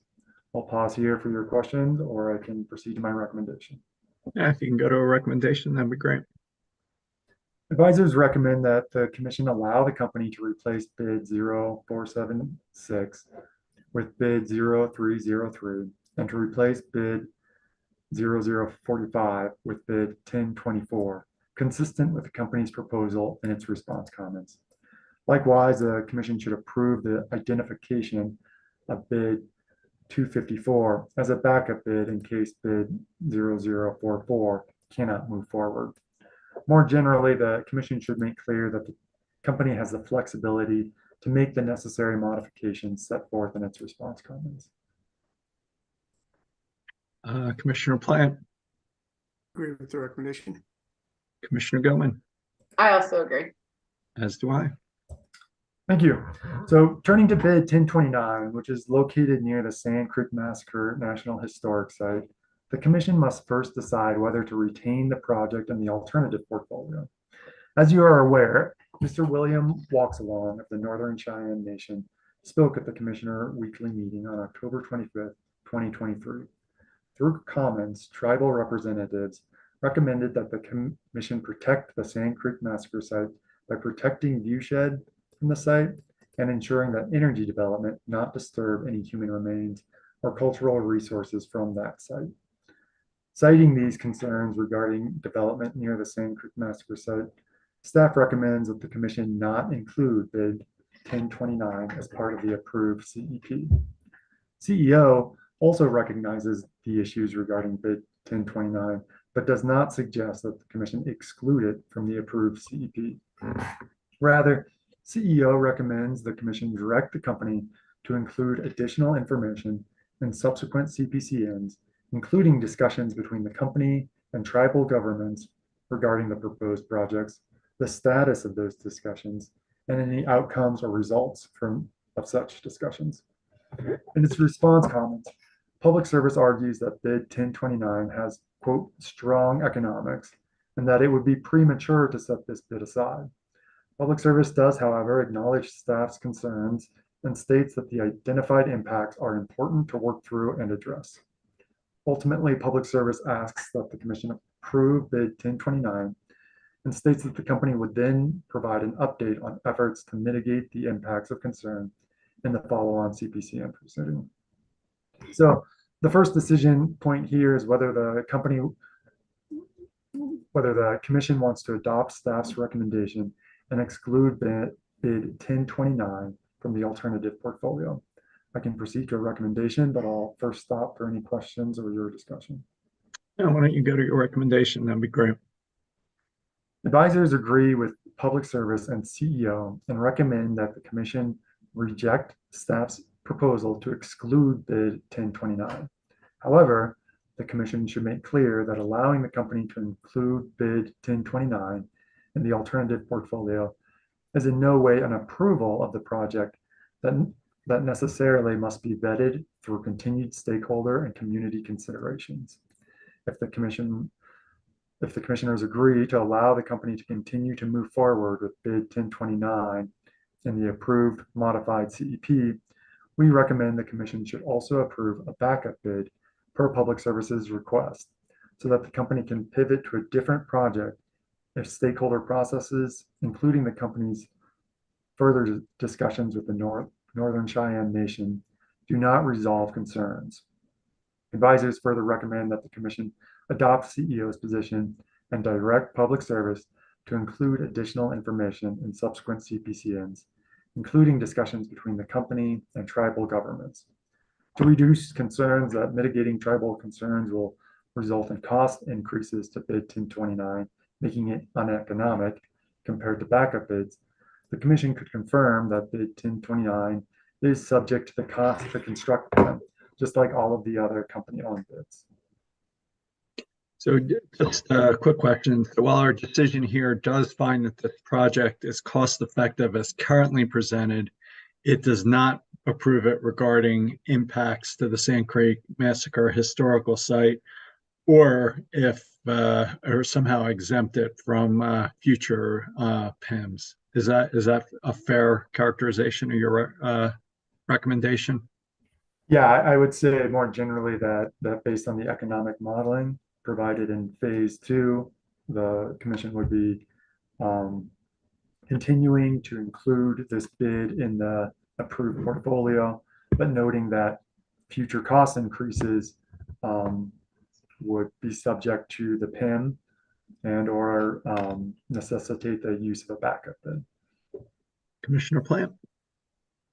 Yeah, I appreciate it. And I want to say that I really appreciate the participation of the tribes in this process, and that we take their participation very seriously. And I think that while we're in no way approving this project, it's also not an outright denial. And we want the company to go forward doing due diligence with the parties, including the tribes. And that's why we have backup bids. So I support the recommendation, but also want to emphasize that the resolution of this issue is going to require the parties coming together and coming to an agreement. And if not, then we have or we're preparing to talk about backup bids. Commissioner Gilman. Yeah, I agree. I agree with your recommendation, Mr. Eden, and just want to say I do appreciate the company engaging with the Northern Cheyenne Nation on this. I think the more that can be resolved ahead of time, if it's resolvable, the better, saves process, and makes everything work better for everyone. So certainly appreciate the involvement in the Northern Cheyenne Nation here, and the willingness the company has shown to work with them and continue to work with them to identify if any alterations or if this bid is viable given the concerns that have been addressed. And I think the plan you've provided, Mr. Eden, satisfies me as a way to move forward. Yeah, me too. As both Commissioner Plant and Gilman said, I'd like to do what we can to address concerns regarding the Sand Creek massacre National Historic Site. But in this instance, I think we need the company to take the lead and consult with tribal representatives, among others, to do what we can to appropriately preserve the view shed. So I likewise support your recommendation. Thank you. So the next issue is regarding the specific identified backup bid for bid 1029. Public Service recommends that the Commission approve bid 1018 as the backup bid for this bid that we've just been discussing. However, bid 1018 is located on the May Valley Longhorn extension. Because the alternative portfolio does not include the May Valley Longhorn extension, bid 1018 is unavailable as a backup. Would you like my recommendation on this point? I would. We would. It appears that there are other utility-owned generation backup bids available that would be a good replacement for bid 1029.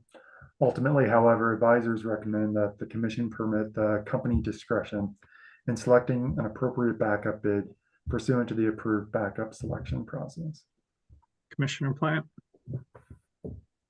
Yeah, thank you. And I do have concerns about 1018. I think 1018 and 1016 were both put forward as potential backups for 1029. 1018 is on May Valley extension, which we, would, as we talked about before, necessitate that transmission line, which we are not committing to at this point. And so I would prefer to bid 1016 moving up in that order. I would also point out that 1016 is much closer to the capacity of 1029 than 1018 is. And so it seems like a more appropriate backup to me. Commissioner Gilman. Yes, I agree with your recommendation, Mr. Eden. And really, I mean, that's the first mention of the May Valley Longhorn extension, which, as was pointed out by this decision point, is absent in the alternative portfolio that the Commission's expressed favor for here. And, so obviously appreciate your consideration of what that means for what backup bids look like and things like that. I think there's some confusing analysis in the record here about the May Valley Longhorn extension in total, which I think is part of our decision regarding the alternative portfolio, and staff points out some of the confusion around that. But since it came up, just wanted to elaborate just for a minute on the May Valley Longhorn extension itself. But I certainly agree with your direction here, Mr. Eden. As do I. Thank you. So that kind of concludes the backup bids issue. The next broad topic that I'll be presenting is the topic of PIMs on utility-owned generation. And there's three kind of big buckets with this topic. The first is the cost to construct PIM, and then the operational PIM, and then finally staff's proposed PIM. And I'll start with the cost to construct PIM. During the step 2 deliberations, the Commission established the details of a cost to construct PIM on company-owned generation. Advisors don't intend to reopen what was previously decided in the cost to construct PIM, but would like the Commission to confirm 2 points that were a little unclear to us after step 2. First, the cost to construct PIM will have a 5% dead band around the point cost for capital construction that the company used in the phase 2 bids. And second, the sharing percentage of the cost to construct PIM is based on the overage or savings and not on the total project amount. Also, this is the total overage or savings from the baseline with no 5% deduction because of the dead band or other deduction because of the previous tiers. I'd simply ask that the Commission confirm whether this is a correct understanding of the Commission's decision on these 2 points. That's consistent with my understanding, Commissioner Plant. Great. Commissioner Gilman. Yes, I agree. Appreciate the mathematical precision here. It's essentially based on the tranche in which you land based on the overage or the underage, and no different discounting for when you passed through the other tranches, I guess I would say. But yes, I agree. Thanks for the clarification. Thank you, Mr. Eden. Keep going. So in addition to the cost to construct PIM, the commission began deliberations on an operational PIM for the levelized energy cost-based projects, or LEC-based projects, that would be based on the LEC values provided in Appendix P to the 120-day report. During this deliberations, Chair Blank laid out the following proposed metrics for the operational PIM. The baseline for the PIM is the LEC put forth in the corrected Appendix P. There is a deadband of 5% around the baseline. The calculation structure for the PIM's penalty and reward would extend based on the reduced 5% deadband. Performance evaluation for projects will be conducted on a 3-year rolling average, and the PIM would be applied on a project-specific basis. The operational PIM would account for the impact that construction capital expenditures have on the LEC baseline to avoid the potential for double penalties or double rewards. The company may petition the Commission for relief in the event of extraordinary circumstances, the definition of which will be based on the force majeure language and the model PPA.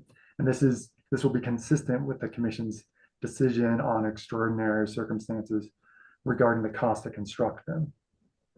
In connection with the establishment of the operational PIM, all utility-owned generation projects subject to the operational PIM in this proceeding will enjoy cost recovery through the appropriate rider, the RESA or ECA, from the in-service date of the project until the project is rolled into base rates.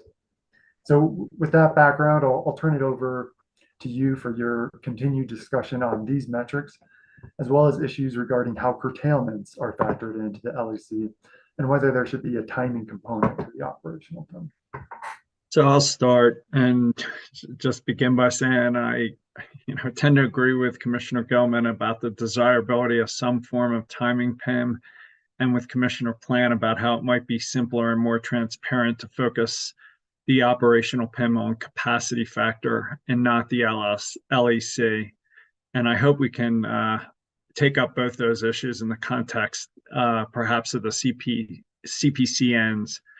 But given where we are in this case, I think for multiple reasons, I'm hoping we can decide as much of this as possible now, sticking as closely as possible to the structure the company has put forward. For one, these are multi-billion-dollar investments, and the company and the customers deserve as much certainty as we can provide about the PIM in this proceeding. Second, the entire PIM issue came up very late in the case, and we worked hard to get some comments and to build a record to support the construction cost and LEC PIMs. And I think the company responded in good faith. Given this, I think it's challenging for us to develop here on the fly an alternative approach with a limited record and only opportunity for party comments on RRR. For example, to do a timing PIM, I think we would have had to frame this up in our October order, seeking comments and responsive comments from the parties. So I guess I'd ask you both to allow this PIM to go forward with what we already have and invite the company and the parties in the first CPCN to explore maybe other approaches, either to alter the LEC PIM or have more of a capacity factor PIM as Commissioner Plant suggests. So that's my play, but take it wherever you'd like. Commissioner Plant? Yeah, and I understand and sympathetic with, sort of the late date of the record being created here. And, I think it's probably better to have something rather than nothing, as you're pointing out, whether or not the record would adequately support, a different approach. Just so I understand how LEC would work, because right now that if you take it written broadly, the LEC that was submitted includes capital costs and the company capital structure, profit, all that sort of stuff built into the price. What you're proposing to do is to back those things out. Is that correct? Yes. So, then you'd be left with, really the dynamics at play or the capacity factor at any increased operational or capacity cost or construction or maintenance costs, whatever, capital investments might be included. And, I'm fine supporting that at this point. My one concern is that, if, the concern is about an increase in capital costs, a corresponding increase in capacity factor would offset any impact there. Whereas you might, just focusing on the capital costs, you might be able to keep those under control and maintain the savings. Similarly, if there is no increase, you're a decrease in capacity costs, if it came in under, could actually be, fall within the band as well. And so that's really the crux of my concern, but I understand we don't have much of a record discussing this and evaluating it at this point. So I'm willing to support that at this point. But I would, as you pointed out, I would like to see a little more fulsome consideration of these various different approaches for for the future ERPs and the JT process. I just say, as I reflect, I mean, you hit me cold with that capacity factor idea at the last meeting, and as I thought about it, I liked it more and more. But it's just a record problem. So appreciate your willingness to consider that. Commissioner Gilman, where are you at? Yeah, I mean, I think I'm less attached to nailing out every detail in this proceeding versus in the CPCN proceeding to come, because as you pointed out, I think there's record that could be developed about what really the ideal approach is here. And look, maybe we don't end up at the exactly ideal approach in our first go around. I get it. But I don't know. I guess I don't see the risk in laying out our ambition and what we roughly think this will be based on. I think that's a fine enough expectation going into those CPCNs where we can develop a record and nail down some of the details, just to throw that out there. I also, I respect that the company did not submit a timing PIM, I guess if you'd say, or any sort of timing nexus to these PIMs. I think you'd be hard pressed to find a time where we discussed this and I didn't bring that up. So I would maybe just be that it came up super late in the record. I've been a bit of a broken record about the timing being one of the criteria that is of importance, in addition to cost to construct and then the operational PIM. I think there's a very easy fix, which I suggested last time, which is if we're looking at performance on a 3-year rolling average, that just very simply, the first 3-year rolling average starts at the planned in service date. I think there is some record to be developed in the CPCNs. I'm not certain it's in this record what the planned in service dates are, although I do believe they are dates certain that would be in the work papers that the parties have already had access to. So I think that can be set in the CPCN, and I'm not losing my grip on thinking timing is an important part of all this, especially given, let's be honest, resource adequacy issues and other issues the company has brought up in the recent past. That would behoove us to get resources online in time and in the time that the modeling and economics suggested was important. So that's with regard to the LEC. Yeah, I don't know. I mean, like, to me, I think either approach technically works. They probably have merit in what you'd look at. I think we have some leeway to continue to work on this in the CPCN. So I'm less attached to picking a certain approach now that we know might not be perfect, whereas we might be able to get it more perfect in a CPCN if we give more thought and record to it as we move on. Because the curtailment issue, I think, is also not really addressed in necessarily what Mr. Eden laid out, unless I missed it. So the curtailment issue is still a hot issue in terms of what do we do to not create a perverse incentive whereby the company would somewhat be incentive to curtail IPPs more than themselves. And, there's probably a nexus here to like availability Because what I was concerned about is, could you game that in the other direction? And oops, we had a curtailment when like the unit wasn't available anyway, because you're waiting on a part or whatever it is. So there might be a way to kind of consider availability of the plant in those curtailments to ensure that there is no just like covering up an outage with curtailment numbers. So just a couple of things. So as I understand it, Mr. Eden, both for IPP and company-owned resources, neither is at risk for curtailment.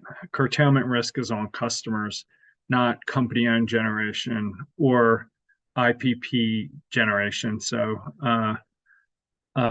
is that correct? Yeah, that is my understanding as well. Okay. So I guess, Commissioner Gilman, what do you think about here? We adopt the approaches that are outlined in the company's spreadsheet as modified by us. We state our strong interest in some type of timing PIM. We put forward your proposal about when the PIM would start, but don't explicitly adopt it in this decision, but state it's something we want to look at the CPCN proceeding, as well as potentially shift into a capacity factor. But just let this move forward with the stuff that's with the mechanisms that's been, really better developed in the record, and just state our intent to look at this in the CPCN. Would that address? Would that approach be amenable to you? Yeah, I mean, I largely see this entire exercise as setting out what we intend to do in a CPCN. And I think with regard to the timing, whether it's starting the rolling average, I think that's a pretty easy way to just get it in right now. Or asking people to come up with something different in a CPCN. I think expressing that we think hitting the in-service date is an important feature of this, and there will be a PIM that somehow reflects that. Is the message that needs to be sent.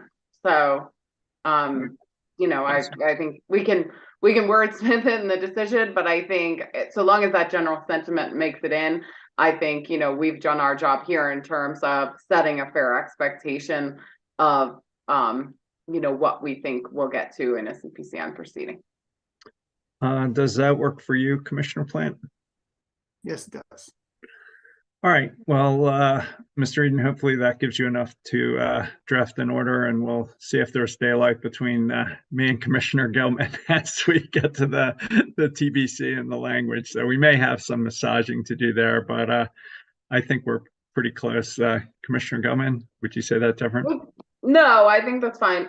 With regards to the curtailment issue, is it mostly like we're going to look at this again in the CPCN? I mean, the curtailment, I don't think, the goal of the PIM for me was to align the utility and generation with the risks faced by IPPs. I feel like we've done that. And given that we haven't put the curtailment risk on the IPPs, because I think we would have got a lot higher bids if we had, because it's unquantifiable and they can't control it. I don't think it's fair to put it on the company, but somehow we better deal with curtailment. But I don't think it's possible on this record to deal with curtailment in the PIM. Okay. So because IPPs are not at financial risk of curtailment, this perverse incentive is, they'll boost their numbers in terms of operations, probably by running it more than the other resources run. But I see. You're worried about it the other way. Their numbers will look good if they curtail other people and not them, but look, if curtailment is intended to be looked at elsewhere, we can do that. I don't think we have a mechanism. We have the greenhouse gas reduction, the magical greenhouse gas reduction and cost effectiveness for greenhouse gas reduction PIM that I would think would inherently disincentivize curtailment at large. So as part of this order, could we require a filing that would show, company owned versus third party IPP curtailments? So we build the data to see if there's hours when they're curtailing other people, but not themselves, something like that. So would that help you get more comfortable? I didn't fully appreciate where you were going with the I don't curtailment. know. I think the more immediate need is like why act like this is settled if it's not necessarily settled and there could be more information that would help this. Like I think it's fair to say that in the CPCN we'll continue to look at the role curtailments should or shouldn't play in the way that they're involved in this operational PIM. I think that's the most fair assessment of where we are. Fair enough, but I would not like to shift curtailment risk explicitly onto the PIM unless it's somehow asymmetric to what's going on with the IPPs. No, that's fine. No, nor am I intending to do. I think we have other mechanisms that better kind of look at curtailment as an issue. This was more like how do you most appropriately, if you're going to deal with curtailments elsewhere, which I think is the smartest thing to do, how do you like most appropriately make this PIM somewhat agnostic to curtailment? And I think that's still like an open question, like what the best way to do that is. I think it's okay for us to intend to do so, but I don't think it's fair to express more certainty about like the exact approach. I think we talk about that in the CPCN when we have more information. I'm good with that. I look forward to seeing the language, but Mr. Eden, I think you can keep going. Right, and just so I'm clear on the understanding, that foundation is that the company's proposals, the metrics that I laid out, including the company's proposal for, in general, the treatment of curtailments is going to move forward, and the commission is also going to encourage the company to bring forward more specifics in the follow-on CPCNs regarding the precise treatment of curtailments, timing, and how the capacity factor and the LEC interrelate. Is that a good summary? That's my understanding. Commissioner Plank, Commissioner Gilman. Yep. Yes, I think that's fair. Thank you. So the cost to construct PIM and the operational PIM that the commission just discussed are based on proposals from public service. As you know, however, staff also proposed a PIM for utility-owned generation, and in that proposal was joined by fellow interveners UCA and CEC. Under staff's proposal, the cost of company-owned renewable generation assets would be recovered entirely through the ECA and would not be rolled into base rates. For each year of a project's life, $1 per megawatt hour compensation rate would be calculated using the total project revenue requirement based on the ERP bid, divided by the unit generation estimated in the ERP bid. Similar to how IPPs are compensated, the company would recover the calculated $1 per megawatt hour compensation rate for all actual unit generation in the given year. While staff advocates for this alternative cost recovery approach for renewable energy projects, staff notes that more development on a potential risk-sharing mechanism is necessary before a new mechanism is applied to capacity resources like storage or CTs. In addition to UCA and CEC, who joined in staff's PIM proposal, other interveners like CIEA and COSA-SIA also supported staff's proposal. In contrast, public service vehemently opposes staff's proposal, asserting that staff's PIM, among other arguments, public service asserts that staff's PIM would essentially deregulate generation in the state and would dramatically move the goalpost in this proceeding after submission of the phase 2 bids. Public service further states that staff's proposal is vague and leaves many details unspecified. So the decision point before you is how you would like to proceed with staff's proposed PIM. I'll pause for any questions, or I can offer a recommendation. Yeah, if you can give us a recommendation, that'd be great. Advisors do not recommend that the commission attempt to implement staff's PIM in this proceeding. If the commission is interested in pursuing staff's PIM in future proceedings, however, advisors recommend that the commission direct staff and public service to confer on the PIM's details and include the PIM in the 2024 Just Transition solicitation. In addition to fleshing out details and addressing the company's concerns, Advisors recommend that staff and public service be directed to confer on how to apply a similar approach to company-owned LCC-based projects like storage and CTs. The commission should make clear that regardless of whether staff and public service are able to reach a consensus through their conferrals, public service is required to include as part of its phase 1 application in the 2024 JTS a proposal that is based on staff's PIM. Commissioner Plant? Yeah, I support the recommendation. I think,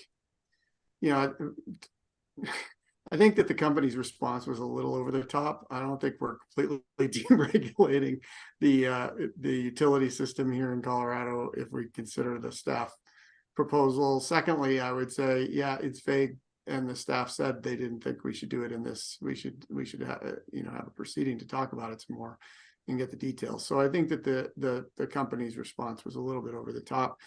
What it looks like more to me is a form of performance-based regulation, which I would love for us to open up a proceeding on performance-based regulation and start to look at this much more holistically, as opposed to just in specific projects.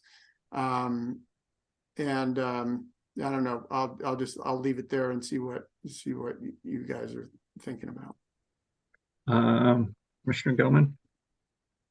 Yeah, thanks. I largely agree. As I stated last week, I have a lot of interest in seeing this discussion play out, especially as I see it as a really powerful way to move to more performance-based regulation in an area where the treatment might be quite appropriate and akin to other people participating in a competitive bidding process. The more significant complication I'd really love to see addressed, which I mentioned last week, is I feel like we're already seeing the ECA get much more complicated and contentious. It was meant to be this kind of quick, responsive way to adjust these costs based on commodity prices. Now, maybe with the shift in resources, we have so many fewer commodity prices, it's de-emphasized anyway. But I just wanted to point out, is that the right process? Is that the right fit, since it's already getting a little complicated and weirder than it used to be because there are more controversies? I hate to inject more controversies into the ECA itself, but in total, I am very intrigued by the approach. So I would hope any discussion could maybe answer my concern there on can we do that in the ECA process, or does it just make it too unwieldy or difficult? But I'd very much look forward to seeing staff in the company work to develop it all. I understand the company is not necessarily very willingly developing it with staff, but I certainly expect to evaluate this in the JTS. So I agree. I'd like to see the conversation move forward like Commissioners Plan and Gilman, and I'd like to see the conversation in the JTS, but I don't know about, I'd probably back off requiring the company to file something. I don't know, is that the best way forward? So I'd probably ask for the conversation, but maybe not require them to file staff's approach or something along staff's approach necessarily in that case. So I don't know. Commissioner Plant, do you feel strongly about that? Yeah, I mean, I think I don't think they need to file something. I think, though, that we're setting it up as an issue as opposed to something that comes in at the last minute on phase 2 of this ERP. I think that's going to need to be something that's responded to. I think it's something that the company should take seriously as opposed to just sort of discounting it. And it may be that within the context of a separate proceeding, we could have a little bit more full discussion of not only this application but other applications. How do we move to a more comprehensive sort of performance-based regulatory structure And I would welcome that. I think that, we're giving the indication that we want this to be a part of the discussion in the JT, and I think that's good. Commissioner Gilman? Yeah, I mean, I buy your point that it's probably not possible or logical to have the company submit testimony supporting something they don't support, if that's how it ends up. But I think the conferral is useful. Sometimes when these disputes happen, it's because somebody's missing something in the communication. Perhaps one of the reasons why, to Commissioner Plant's point, the response was a little overblown is maybe there's some sort of mixed signal here about how this could or would work. So I think the conferral will be helpful. Look, if the company doesn't support this in any form, I guess I don't necessarily expect that it's in their direct case. I think it would behoove them to address it.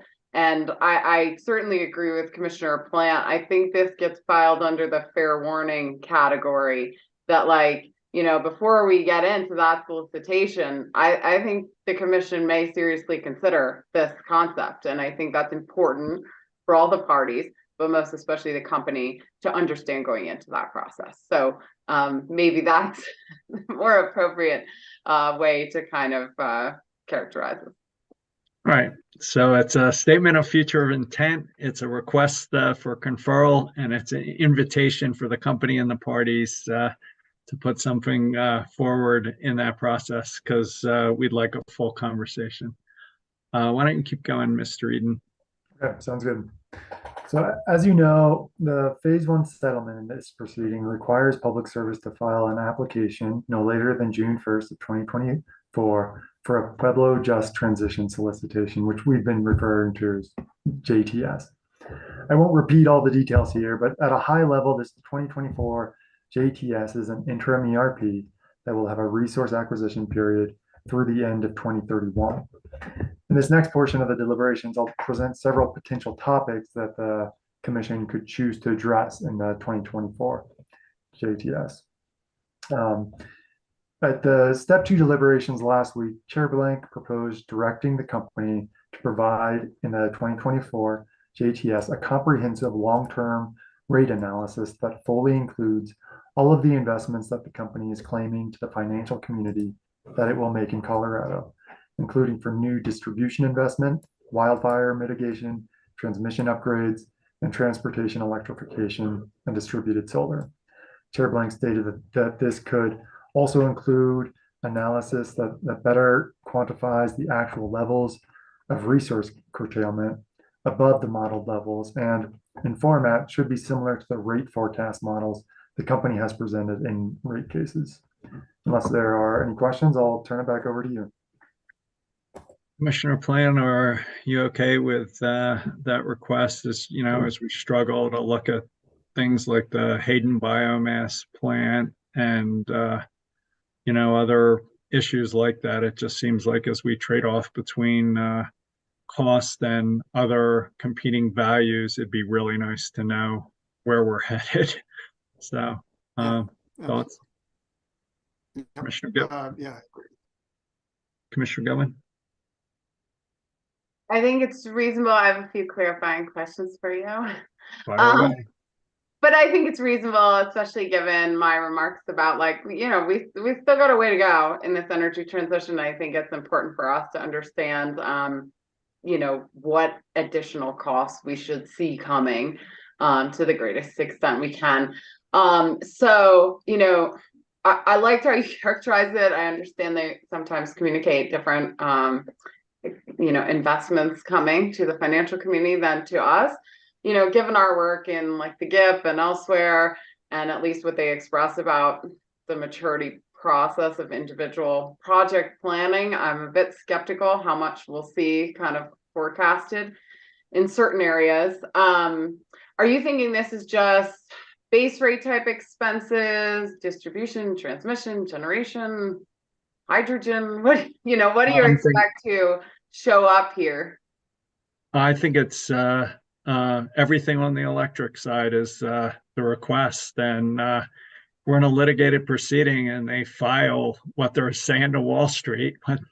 they're saying they're doing the Wall Street in Colorado better match what they're forecasting for rates. I mean, we have evidence in this case that they say, rates are going to be whatever, 2.4%, but we have no idea if it includes, the full distribution investments, the full, all the investments they're claiming to the financial community they're going to make. So, I just want one consistent view of the capital expansion plan, and I want to understand what that means for rates so we can, sensibly trade off decisions with competing values.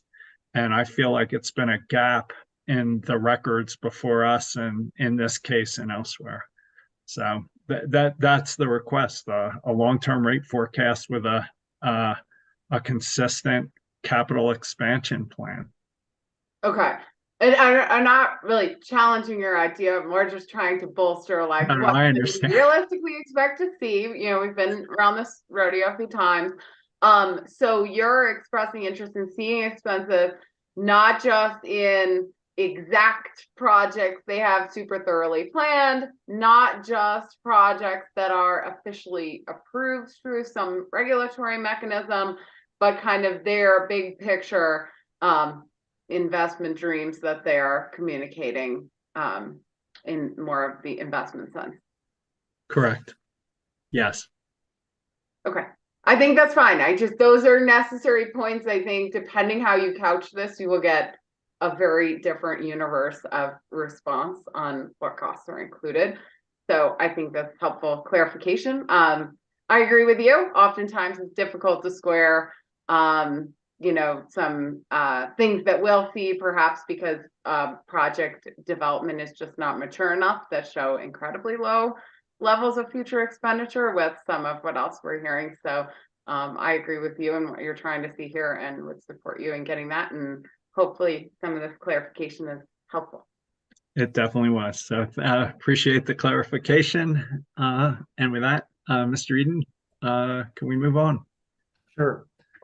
In their comments to the 120-day report, staff, CIEA, Interwest, Conservation Coalition, and WRA all put forth various proposals aimed at improving the modeling process of bids in the 2024 JTS.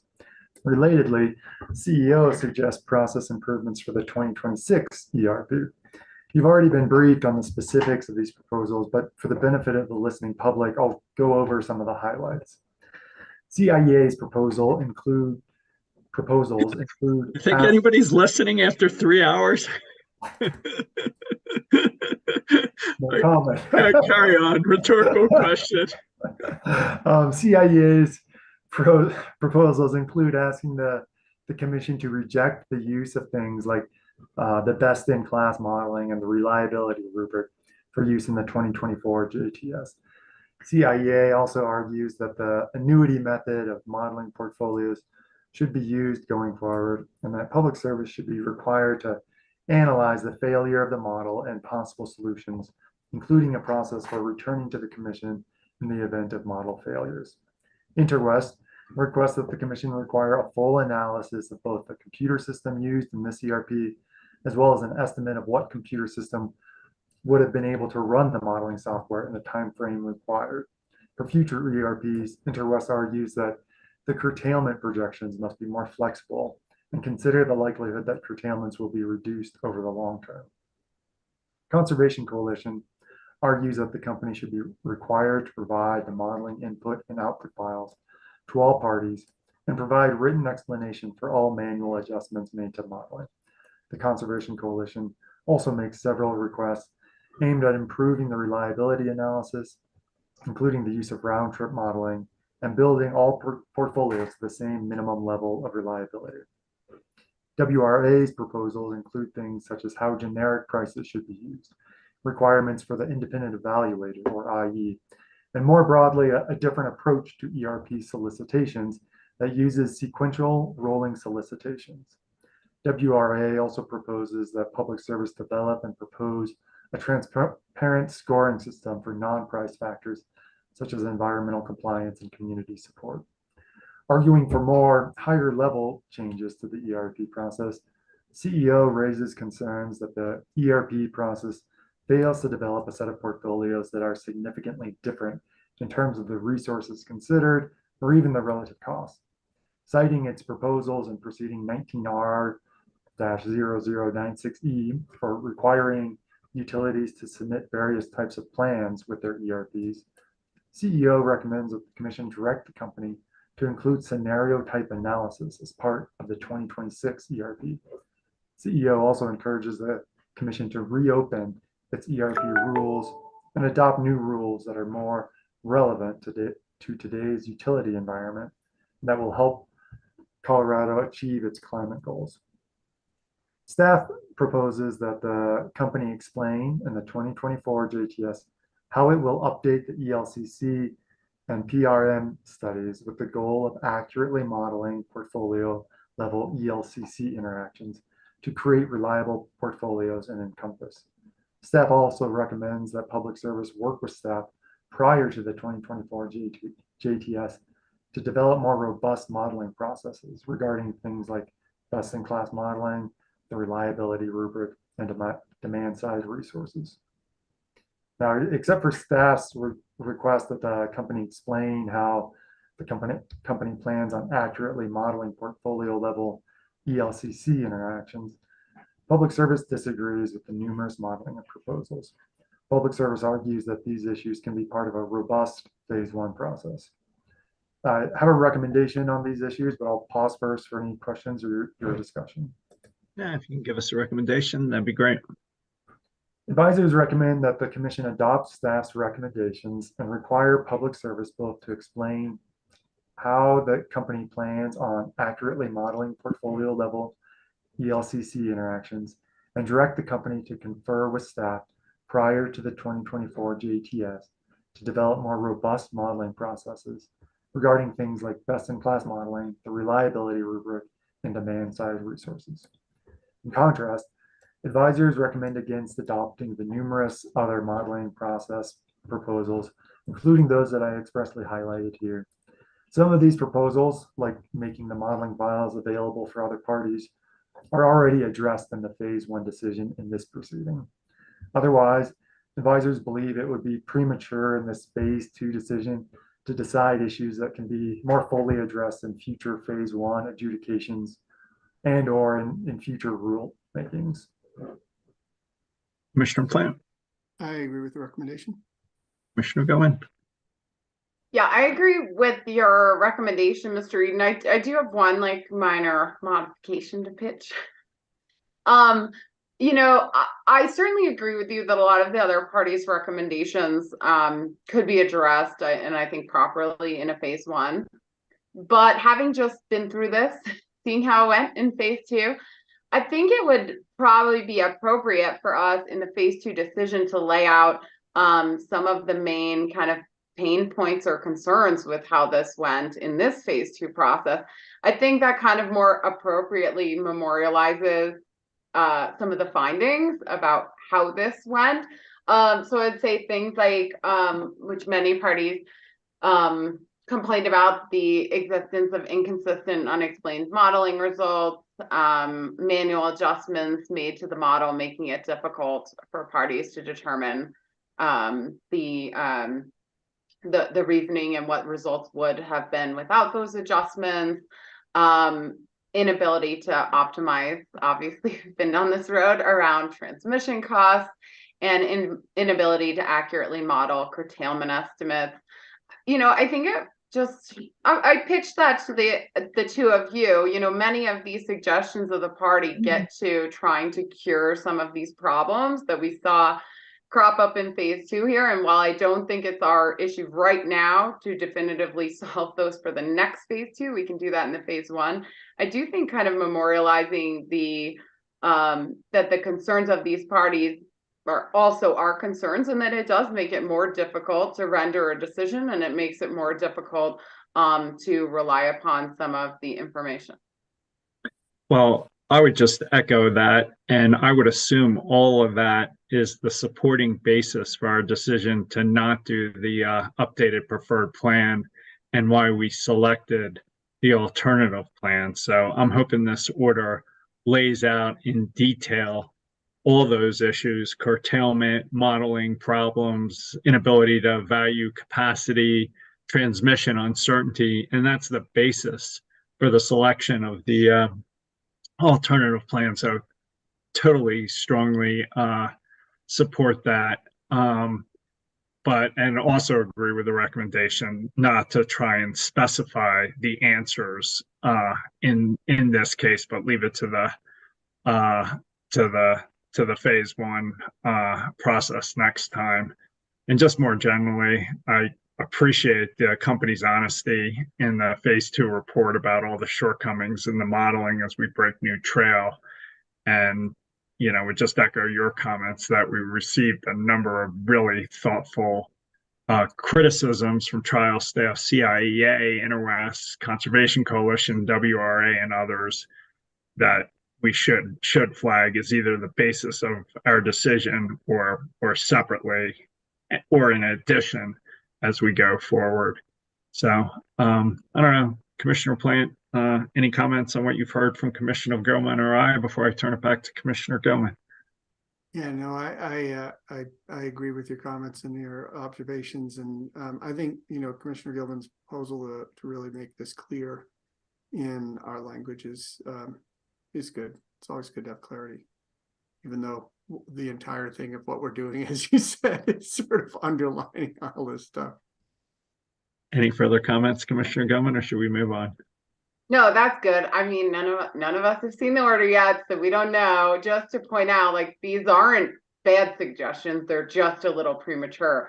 But I think those findings in this decision, like, really tee up the issues for the next phase one, so we can say, how do we fix this problem that was clearly identified? So I think clearly identifying that problem is part of our job. In the words of Commissioner Plant, amen. Mr. Eden. Thank you. So again, one of the many issues the commission adjudicates in phase one is the model power purchase agreements or PPAs that the company uses to acquire resources from independent power producers or IPPs. Although the commission approved the PPA template in phase one, several of the interveners representing IPPs note that there was confusion regarding the extent to which terms in the model PPA could be modified during negotiations between the company and the IPPs. For example, InterWest recommends that the commission consider language in the phase two decision specifying that only after a bid is selected should the PPA negotiations start. CIEA similarly recommends that the commission direct a new approach that limits public services' ability to negotiate PPA terms with bidders during the bid evaluation process. CASACIA recommends that the commission mandate that the company identify which model PPA terms it considers non-negotiable and that this be litigated in phase one of future ERP proceedings. In its response comments, the company supports recommendations that non-negotiable model PPA provisions be clearly set forth in its phase one Pueblo JTP filing and be formalized in the commission's phase one decision approving model PPAs. Public Service states that doing so will provide additional clarity to bidders and would help mitigate the need for extensive PPA contract discussions during the bid evaluation process. I'll pause here for your discussion, or I can proceed to a recommendation. Go to your recommendation if you would. Advisors recommend adopting Public Service's position and requiring the company to clearly set forth the non-negotiable PPA terms in its phase one Pueblo Just Transition solicitation filing, with the expectation that such terms will be formalized in the commission's phase one decision approving the model PPAs. Well, I'll go first, and I support the recommendation and the company position, and just add a few comments. I understand that there were significant concerns with the original IPP model contract, but during the course of the phase one, I believe we addressed many of those concerns, such as around the allocation of non-emergency curtailment risks, restrictions on the storage contract tenor, and others. And at the end of the day, the three IPP trade groups joined an updated settlement agreement that agreed to those core model contract terms. the Interwest comments read, and I'm quoting now, Colorado does not have a conforming bid policy whereby bidders have to bid to the model agreement as is. For me, given that we've seen, some of the winning bids fail to perform, I think it may now be appropriate to require bidders to stick more closely to the model contract, trying to determine on an ad hoc basis which terms are negotiable during the bid evaluation process, places the utility and IE in a really difficult position. And if the goal is to get apples to apples comparisons among the bidders, I think that requires fixed contract terms. If we allow them to be negotiated, I think it, moves away from apples to apples comparisons. So in the language of Interwest, I'm wondering if we should move more toward a conforming bid policy where virtually all the model contract terms are essentially non-negotiable, and any concerns with the contract are addressed during phase one. So I'm comfortable with the recommendation, but on this one, I'd like to really hear more from the parties as part of RRR, and would explicitly invite comments if we were to move towards more a conforming bid policy. So I don't know, Commissioner Plant, any comments on the recommendation or my comments? No, I agree with the recommendation and your comments as well. I think that's a smart way to move forward. Commissioner Gilman. Yeah, just to clarify, you're not suggesting we go to like a conforming bid process. I forget what you call that. Right now, but just you're interested in hearing more. Yes, I mean, certainly for the next process, Okay. I would like to. I think it makes sense to move. I wouldn't change any policy now, but for the next one, I think I would not like to see the company have to negotiate model contract terms in the middle of the process. I think the more it's apples to apples, the better is the way I'd say it.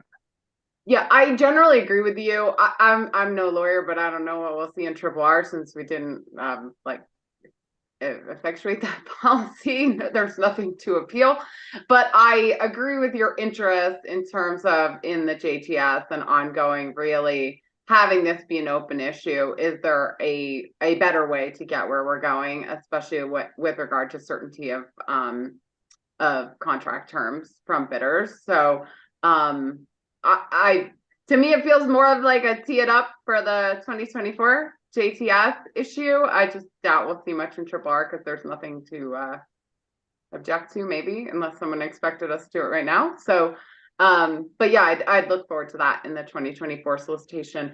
And besides that side issue, I agree with Mr. Eden's recommendation, so I don't forget to say that. Keep going, Mr. Eden. Thank you. Interwest and CIEA take issue with the high percentage of utility-owned generation ownership and suggest that the commission reevaluate the expected ownership that public service will acquire in the 2024 JTS. In essence, the interveners argue that the commission used the 2024 JTS to rebalance IPP versus utility ownership in the total capacity mix. Public Service urges the commission to reject these suggestions, arguing that this recommendation could lock the commission into higher cost and uneconomic outcomes. I'll pause for your discussion, but let me know if you have any questions or would like a recommendation. I think we pretty much resolved this one by selecting the alternative portfolio. So I view this one as largely moot, but would decline to try and do anything for the JTS. Just let the chips fall where they may. I think it'd be inappropriate to set bounds here. Commissioner Plant. Yeah, no, I agree. I think, I mean, we're closer to 50% at this point, in line with the statutory target. So I think that it's kind of a settled issue at this point. Could become an issue in the future, but right now I think it's pretty much settled. Commissioner Gilman. Agree with what you both said. I don't need to restate it. So I agree. No need to act on this right now. Mr. Eden, keep going. All right. UCA expresses disappointment that there were no bids for wind, solar storage, or solar plus storage at Craig or Hayden, and these would have contributed to a just transition plan. It states that JTP proposals should be encouraged at Craig and Hayden and other West Slope locations, as well as the Pueblo area, and suggests that bids from public service in the JTP solicitation should be encouraged or even required. Public service does not appear to directly respond to UCA's proposal. I'll stop here for your discussion or any questions, but I can also move to a recommendation. I'll jump in. I just say I strongly support UCA's request, as echoed by Commissioner Gilman last week, to encourage bids at Hayden and other West Slope locations. I'd also like to incent bids within the Dutcher metro area to the extent they can reduce congestion, curtailment, and transmission expense. More generally, I'd just like to recognize that the 24 JTS offers the state a great opportunity to continue acquiring resources while addressing the concerns in this proceeding. But I just emphasize again, like you have, that the 24 JTS is the proceeding that will address the capacity loss at Unit 3. So we just have to acknowledge that part of that is to ensure the Pueblo community receives the focus and benefits of that. So with that, Commissioner Plant, thoughts, comments? Yeah, I agree. I think we've made it clear, in the way that UCA is requesting here that's a real focus of ours, and certainly one of the reasons behind picking an alternative portfolio. So yeah, I agree. Commissioner Gilman. Certainly agree. I don't think we need to order anything here. I think expressing interest in seeing a fulsome review of what's available in all these areas is helpful as we move forward. Thanks, Ms. Crandall. Maybe now we're at the beginning of the end. Oh, you're muted. Thank you, Commissioners. I'll cover a couple of clarifying items and then turn us to cost recovery issues. So starting with Section 123 resources. In its Phase 1 decision, the Commission approved a modeling approach for Section 123 resources and adopted guidelines proposed by Public Service to further define these resources, emphasizing, among other factors, that they must be new, innovative, not commercialized, and should not include standalone wind, solar, or lithium-ion storage. 5 qualifying Section 123 projects included gas, biomass, and storage technologies. And in the 120-day report, there were certain aspects of the technologies and their functions that were highly confidential, so I'll keep this discussion high level. The Commission has previously discussed the Hayden Biomass Project. Only one other Section 123 bid, 0011, was sometimes selected economically in portfolios, and that does include in the alternative portfolio you all have discussed. Public Service rejected all Section 123 resources besides the Hayden Biomass Project for various reasons, including cost, project risk, and location. It did indicate that should the Commission approve them, it would be open to continuing negotiations with a hydrogen fuel cell project and a long-duration storage project. However, CEO supports the Commission approving the hydrogen project as a Section 123 resource here, as it provides long-duration storage, is co-located with wind projects, and would help Colorado continue its development of hydrogen as a decarbonization pathway. CEO proposes in the alternative that the Commission could direct Public Service to pursue this or a similar project in a future ERP. However, Public Service disagrees with CEO, indicating it doesn't recommend approval of the hydrogen project here, but it does see opportunities to pursue this or other hydrogen projects in other ERPs or in proceedings that might implement the recent hydrogen legislation, which is House Bill 23-1281. So I can pause here for questions or provide a recommendation. Yeah, if you can give a recommendation, that'd be great. Thank you. Pursuant to Section 40-2-123-1A, the Commission shall give the fullest possible consideration to the cost-effective implementation of new clean energy and energy efficient technologies, and its consideration of generation acquisitions for electric utilities. And that's just a bit of the statutory basis for Section 123. That said, advisors do agree with Public Service that it's premature to approve the hydrogen project at this time, given a lot of uncertainty ranging from tax credits to the implementation of the recent legislation for which there are some current open proceedings. And should hydrogen projects be included as bids within the 2024 Just Transition Solicitation or ERPs, we think they can be more appropriately considered there. We do note the beneficial attributes of Section 123 resources and just reaffirm the alternative portfolio does include bid 0011, which, while it was originally proposed as a Section 123 resource, was included based on economics rather than its unique status. So accordingly, we recommend not approving any further Section 123 projects at this time. Commissioner Plant, I agree with the recommendation. Commissioner Gilman, I also agree. as do I. Thank you, commissioners. I will next move us to a discussion on the prospective new load portfolio. In its 120-day report, Public Service states that large loads like data centers are developing at a faster pace than they were previously. And it asks the Commission to approve a prospective new load preferred plan portfolio to accommodate as much as 300 megawatts beginning in January 2026 to serve load that it characterizes as, quote, possible or more likely for new large customers based on the backup bid pool.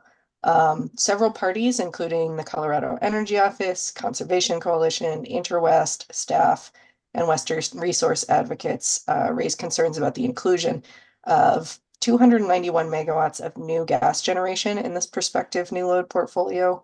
CEO and staff suggest the new load is speculative, it could fail to materialize. And with the Conservation Coalition and WRA, all recommend that new load be addressed as part of the load forecast in the upcoming Just Transition solicitation. Staff raises that two large wholesale loads have announced the intention to leave the company system, but remain in the current load forecast, and also critiques the company's sensitivity analysis on demand response. And CEO adds that should the Commission approve this new portfolio, it should also ensure ratepayer protections, which could include but aren't limited to shareholders being responsible for the cost of new gas generation should load fail to emerge. Public Service acknowledges interveners' comments that new load is speculative, but it states that it has more information than interveners on the status of conversations, and it reiterates the challenge associated with new large loads developing at a faster pace than before. However, it also agrees that should additional resources not be approved for procurement here, it is reasonable to revisit the issue in the Just Transition solicitation. So I can pause for questions or make a recommendation. Keep going to your recommendation, please. Thank you. Advisors recommend the Commission decline to approve the prospective new load portfolio. We agree with staff's assertion that based on what is currently publicly known, these load additions are speculative and could be offset by future load departures and more effective efforts around demand response. Moreover, given that the new load is considered quote, possible or more likely, but it would directly result in adding a new gas resource, advisors believe it deserves the full vetting of a phase one process, especially since one is coming up right around the corner. And that's the typical venue through which questions of appropriate load forecasts and sensitivities are considered. Just one quick comment. I take the risk of new load appearing quickly and seriously, and would encourage the company to keep Fort St. Brain Unit 8 as close to construction ready as reasonably possible in case demand starts getting away from us. At the same time, however, I agree with WRA and Conservation Coalition and Ms. Crandall that it is premature and inappropriate to approve now the construction of new resources as compared to getting resources construction ready to serve speculative loads. So, yeah, let's address this in the JTS. So, Commissioner Plant. I agree. Commissioner Gilman. Yeah, I agree. I had one question for clarification, Ms. Crandall. You know, I'm not certain if the new data centers being contemplated are coming online under the economic development rate, but I know that that was your case way back when. And maybe you can clarify for me, aren't there sort of environmental protections around kind of what resources are intended to serve economic development rates in terms of kind of not worsening the environmental picture by the addition of those loads? Thank you, Commissioner Gilman. I'm going a little off the top of my head here, so I'm not going to be precise, but in the proceeding where the commission approved the economic development rate, the standard contract framework, there were some certain metrics that needed to be provided with a request for a standard economic development rate in terms of not having a negative impact on emissions and things like that. I believe there is at least one non-standard economic development rate proceeding that is currently open right now. There are certain large load, prospective large load that is a little farther along that is included in the base forecast, which staff points out. But that is not everything that might be coming on with a new economic development rate. And it could be some new load is coming on seeking a standard or a non-standard rate and some isn't. Okay, thank you. Sorry for hitting you cold on that, but I recalled some nexus that, I mean, if we're talking about primarily one gas generator, brings up some concerns about the compliance with those requirements as well. But anyway, notwithstanding that, I agree with your recommendation. Keep going. Thank you, commissioners. We'll now turn to a significant item around cost recovery. I'll take a little bit to tee this one up. So this decision point is around the Clean Energy Plan rider, which I will call the CEPR or CEPR. Section 40-2-125.5 authorizes public service to initiate a CEPR, which is capped at the maximum rate of 1.5% of customers' total electric bill to fund approved additional clean energy plan activities that are undertaken to meet the clean energy target. However, the statute also prescribes limitations on what the CEPR can actually be used to fund. And so in its phase 1 decisions, the commission rejected the modeling proposal for cost attribution that was put forward by public service as complex and too complex and counterfactual. And the commission also rejected the presumption that public service would be able to apply funding out of the Renewable Energy Standard Adjustment or RESA to offset clean energy plan costs, even though it did approve provisions of the updated settlement agreement that related to reporting and treatment of under and over collections. So instead, in phase 1, the commission directed public service to file significantly more detail on the anticipated cost recovery mechanisms in the 120-day report and to file an application presenting its methodology for defining and assigning costs related to additional clean energy plan activities as between the CEPR and the RESA riders. In its 120-day report, public service did take that direction, and it produced a wholesale revision of its cost recovery methodology. The company compared its preferred plan to the reference case, and it identified certain incremental actions and investments, which it considered to be acquisition of clean energy resources, Pawnee gas conversion, the reduction of Pueblo Unit 3 operations, gas storage, transmission, and community assistance and workforce transition plans. Out of these, public service states that clean energy resources, Pawnee conversion costs from 2025 to 30, and community assistance and workforce transition plans should be considered clean energy plan activities that are eligible for recovery through the CEPA. Citing section 40-125.55B3, public service excludes transmission, fuel costs for Pueblo Unit 3 operations, and gas storage, and proposes they be collected from other cost recovery mechanisms such as the electric commodity adjustment, the transmission cost adjustment, and base rates. So to attribute the cost of clean energy plan activities to the CEPR, public service proposes sorting them into energy or capacity resources and then stacking them based on accredited capacity and levelized cost of energy or capacity. And it proposes to refine this methodology and extend it to CEPR and RESA interactions through its post-phase 2 application. And accordingly, the Public Service requests the Commission authorize it to file an advice letter to initiate the CPR for collections purposes beginning in January 1st of 2024, or January 1st of 2025, depending on when this phase 2 decision is issued. And Public Service forecasts that starting the CPR in 2024 will lead to overcollections, whereas undercollections in 2025. There were limited comments on the methodology that was proposed. UCA raises concerns about the company's approach, including how it presented some of the energy costs and how connected they were to underlying appendices with data. And so it asserts the bids may be incorrectly stacked and therefore costs may be incorrectly assigned. And UCA further argues that the costs from early retirement of Hayden 1 to Craig 2 and the entire costs of Pawnee conversion should be considered CEP costs. So it argues there's a risk that undercollections will be higher than the company anticipates. Finally, Public Service argues that UCA hasn't correctly applied updated modeling values. It explains that only Pawnee conversion should be considered an additional clean energy plan activity. And with regard to the RESA, Public Service states that the methodology used to distinguish between the ERP and the CEP will also be used to distinguish between clean energy resources and eligible energy resources.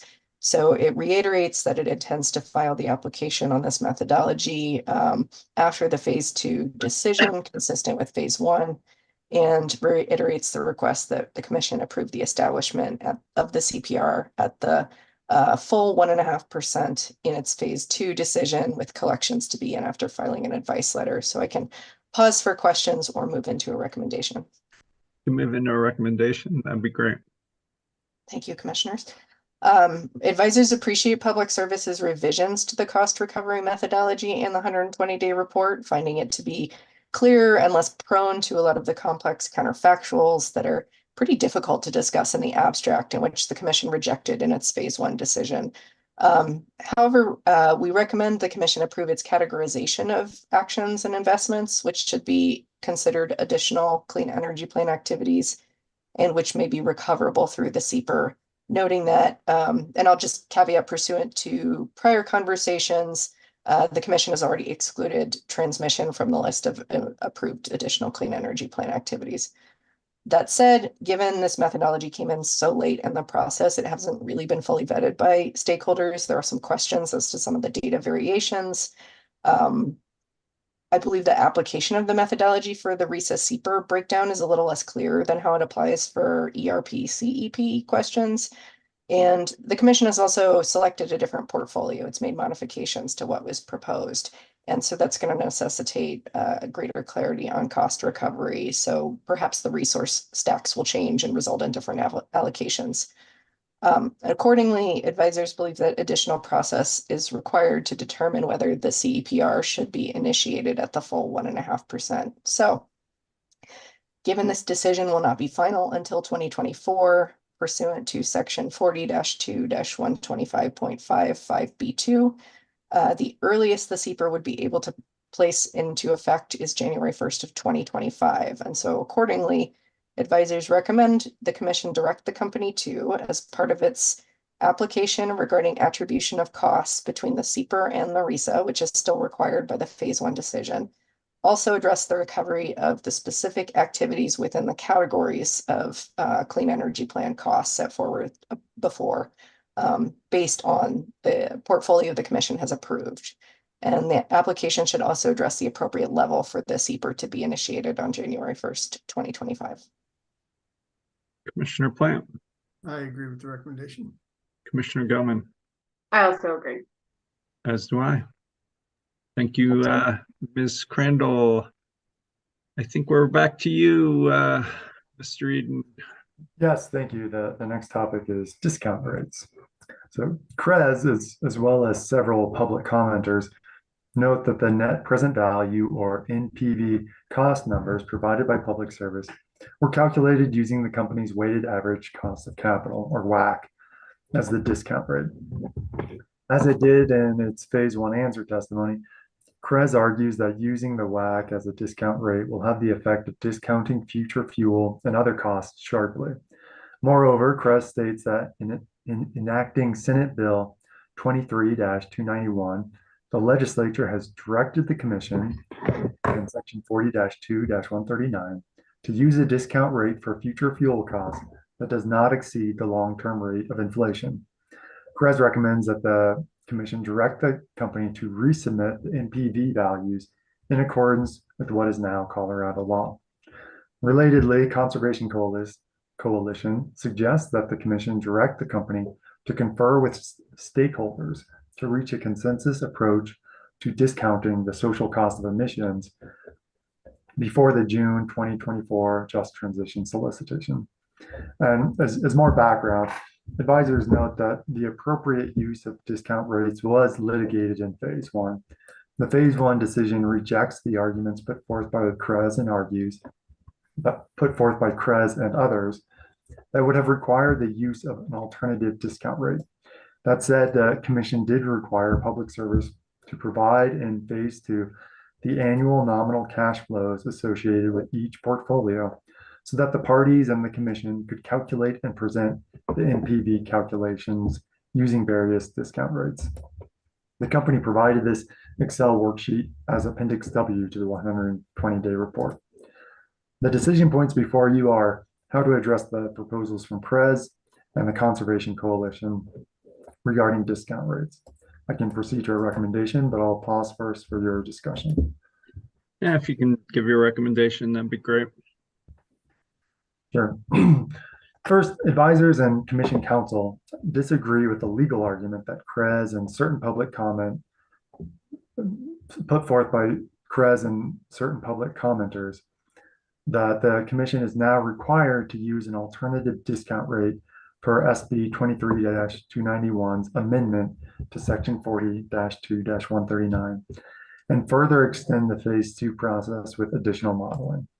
The ERP application in this proceeding was filed in March of 2021. At that time, and at the time of the phase one order, the statute did not include the updated language, which went into effect in August of 2023. However, even with a discount rate for future fuel costs that does not exceed the long-term rate of inflation, advisors do not recommend selecting a different resource portfolio. Assuming, for the sake of argument, that a lower discount rate makes the alternative portfolio more expensive on an NPV basis compared to the lower dispatchable portfolio, the no new gas portfolio, or the no gas portfolio, this NPV consideration does not justify the selection of a different portfolio. First, the commission is still prohibited from selecting a portfolio that fails to protect reliability. Public Service has raised reliability concerns with the lower dispatchable portfolio, the no new gas portfolio, and the no gas portfolio. Moreover, while one of the enumerated statutory factors is the cost on an NPV basis, the statute permits the commission to also consider other relevant factors. One such unenumerated factor the commission is considering is the cost to customers more generally. This factor weighs in favor of the smaller alternative portfolio. While consideration of a lower discount rate does not warrant a different resource portfolio in this proceeding, advisors find merit in the Conservation Coalition's request that Public Service attempt to reach consensus with stakeholders on the related issue of discounting the social cost of emissions. Advisors recommend granting Conservation Coalition's request and directing the company to confer with stakeholders to reach a consensus approach to discounting the social cost of emissions for the June 2024 filing. This conferral should include the impacts of Senate Bill 23-291 regarding the appropriate discount rate to use for fuel costs. And apart from the issue of discount rate, advisors recommend that the commission make clear that throughout this process and in the selection of the alternative portfolio, the commission has considered both the social cost of carbon and the social cost of methane, including on an NPV basis. The alternative portfolio significantly reduces the social cost of carbon and social cost of methane compared to the Public Service's ERP or business as usual portfolio.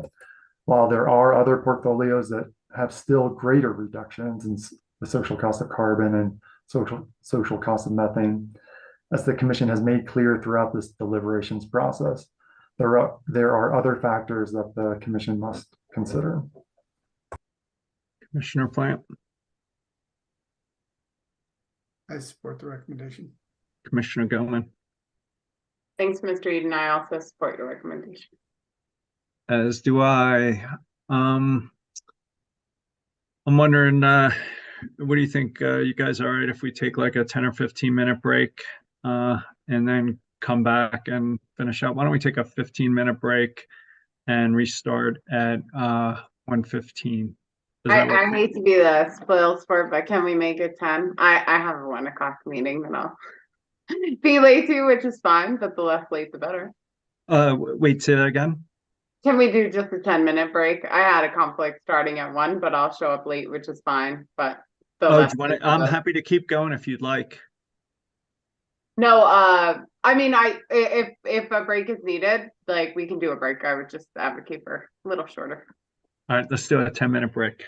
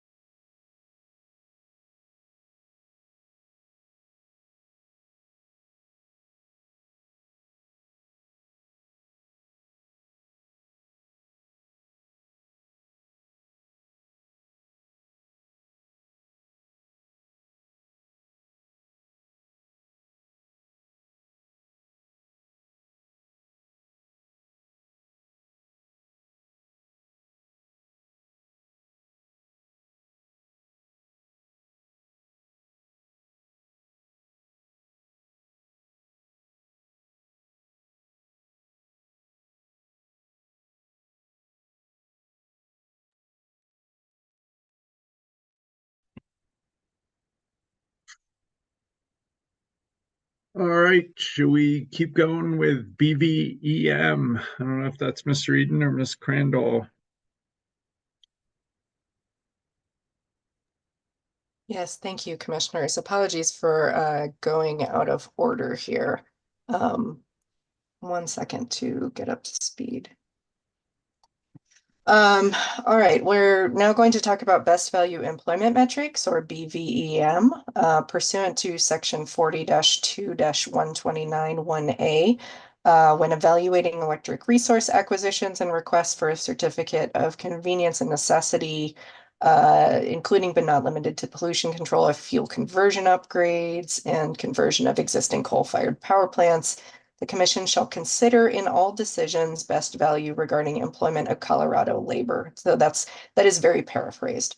The Phase 1 settlement agreement addressed a multi-step process for how best value employment metrics, or BVEM, would be considered in Phase 2 modeling, which includes the RFP directing bidders to include quantitative information on things like training and apprenticeships with their bids. A bid that incorporates a project labor agreement would be considered to meet BVEM threshold standards. There would be an initial screening, and the company would retain a labor economist to assist in bid scoring. And as part of the 120-day report, the company would provide a cumulative BVEM score. So in the 120-day report, Public Service confirmed that it implemented this multi-step process in Phase 2, and it did include extensive appendices regarding the scoring and the underlying data, which was provided by the Leeds School of Business at the University of Colorado Boulder, acting as labor economist. In terms of parties' comments, the labor interests reviewed the challenging history of Colorado's efforts to account for employment impacts of resource planning, and ultimately support the preferred portfolio, including the hidden biomass unit, which we've previously discussed. They note that the preferred portfolio has a BVEM score that matches, and in most instances betters, all of the other modeled portfolios. They also note a positive relationship between high BVEM and high company ownership due to the company's involvement in collective bargaining. And while they did agree to the multi-step process with the labor economist, they also raised concerns about best value employment metrics use in the final evaluation. Staff argues that the RFP informed the bidders of the categories and subcategories of information that would be used to inform the BVEM score, but it didn't specify the weighting to the bidders. And so they're concerned that this approach has incentivized detail over quality, and that the scoring approach could use improved documentation in the future. And WRA supports continuing to use and improve a scoring methodology like this in future ERPs. Public Service agrees with WRA and the labor interests that the BVEM scoring methodology is an improvement in this ERP, and it should be continued with iterations. And specifically supports using this in future ERPs, including the 2024 Just Transition solicitations. So with that, I can pause for questions or provide a recommendation. If you can jump to your recommendation, that'd be great.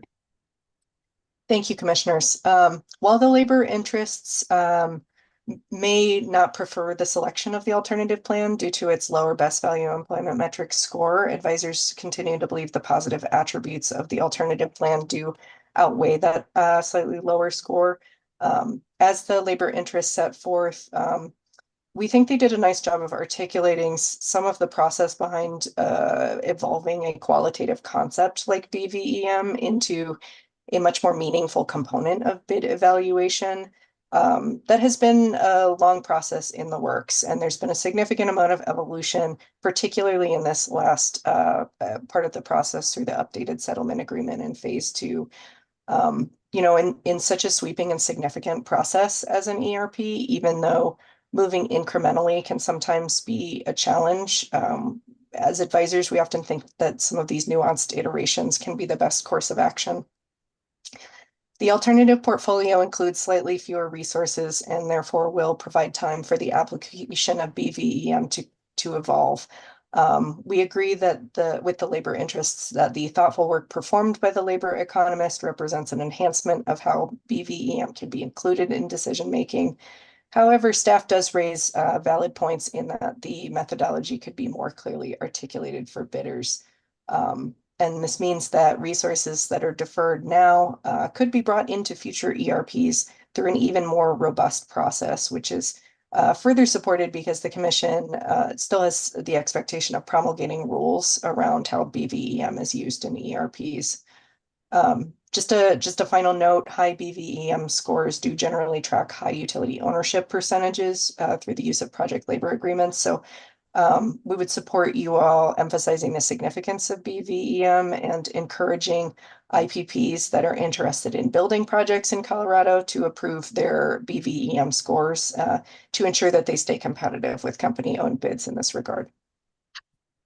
So I mean, I support the recommendation and would share your disappointment that we're lowering the BVEM score with our selection of the alternative portfolio. In the next process, I'd like to see changes to the model contract that set clearer standards for labor so that both IPP and utility-owned generation get closer to competing on a more level playing field. So just ask the unions and others, labor interests, to help us improve the model contract in the JTS process. If the model contract isn't right, it's just the race to the bottom in terms of developers driving down costs. So, Commissioner Plant? Yeah, I'd agree with that, and agree with the recommendation. You know, one particular aspect that I'd be interested in having them look at as they're revising this is the role that the IRA can play in the BVEM score. I mean, I think, you know, clearly the prevailing wage and apprenticeship, you know, requirements for the higher PTC and ITC are going to be incorporated in the price. I don't know to what extent they're incorporated in the BVEM score. Then there's also other incentives like you know, domestic content and energy impacted communities and various different things like that that also contribute to an increased PTC. And to the extent that those things can be maximized and reflected in the BVEM score, I think that would assist you know, those projects in getting a higher scoring.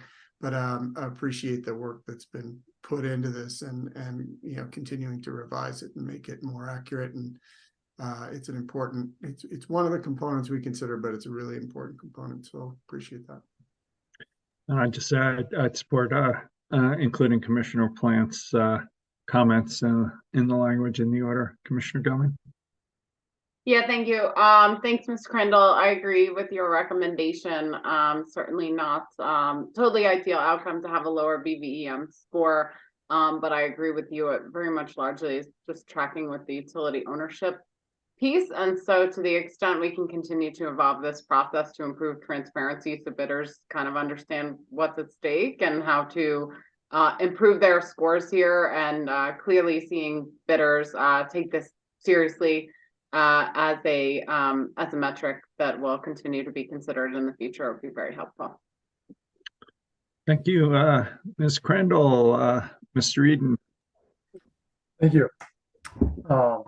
So in connection with the delays in this proceeding associated with Public Service's filing of the 120-day report, CIEA argues that the Commission should allow IPPs to have a corresponding delay on when their projects need to be ready. In addition, CIEA requests that backup bids should be granted an in-service date extension equal to the number of days after the Phase 2 decision when the backup bid gets approved to move to the selected portfolio. In its response comments, the company supports CIEA's recommendations with some clarifications. The company further recommends the Commission acknowledge in its Phase 2 decision that delays in generation resource and service dates due to transmission-related delays shall be considered reasonable. Public Service also agrees with CIEA's request regarding extensions for backup bids. Unless you have any questions, I'll turn it back over to you, or I can proceed to a recommendation. Yeah, if you can give us your recommendation, that'll be great. Advisors recommend that the Commission give Public Service the authority CIEA recommends to extend in-service dates upon application by IPPs, both for the 75 days related to the delays and submittal of the 120-day report, and related to any delays in transmission assets to which individual projects interconnect. No support should be required of the IPP for in-service date delays of 75 days or fewer. Before granting an in-service date extension greater than 75 days, the company should be directed to obtain a thorough and credible explanation from the IPP detailing how delays related to completion of public services transmission projects prevented it from achieving its proposed in-service date. In addition, advisors recommend adopting the in-service date extension for backup bids that Public Service sets forth in its response comments. Commissioner Plant? Thank you. See, I thought you were going to recommend renaming the 120-day report. And Before 1 o'clock, I might have. After 1 o'clock. I agree with the recommendation. Commissioner Gilman. I also agree with the recommendation. As do I. Thank you. CIEA also requests that the Commission make clear that Public Service can allow PPAs to reprice if delays in transmission project completion cause cost increases through no fault of the IPP. CIEA similarly argues that backup bids are likely to be stale by the time Public Service calls upon such bids to move forward. Accordingly, CIEA argues that the Commission should allow an opportunity for limited repricing of backup bids to keep up with inflation. The company argues against the suggestion that backup bids should be provided a repricing opportunity, arguing that doing so could impinge the integrity of the process. However, the company does support allowing price increases in the limited circumstance where a transmission cost estimate is different than the estimate provided as part of the RFP. I'll pause here for your discussion, or let me know if you want me to proceed to a recommendation.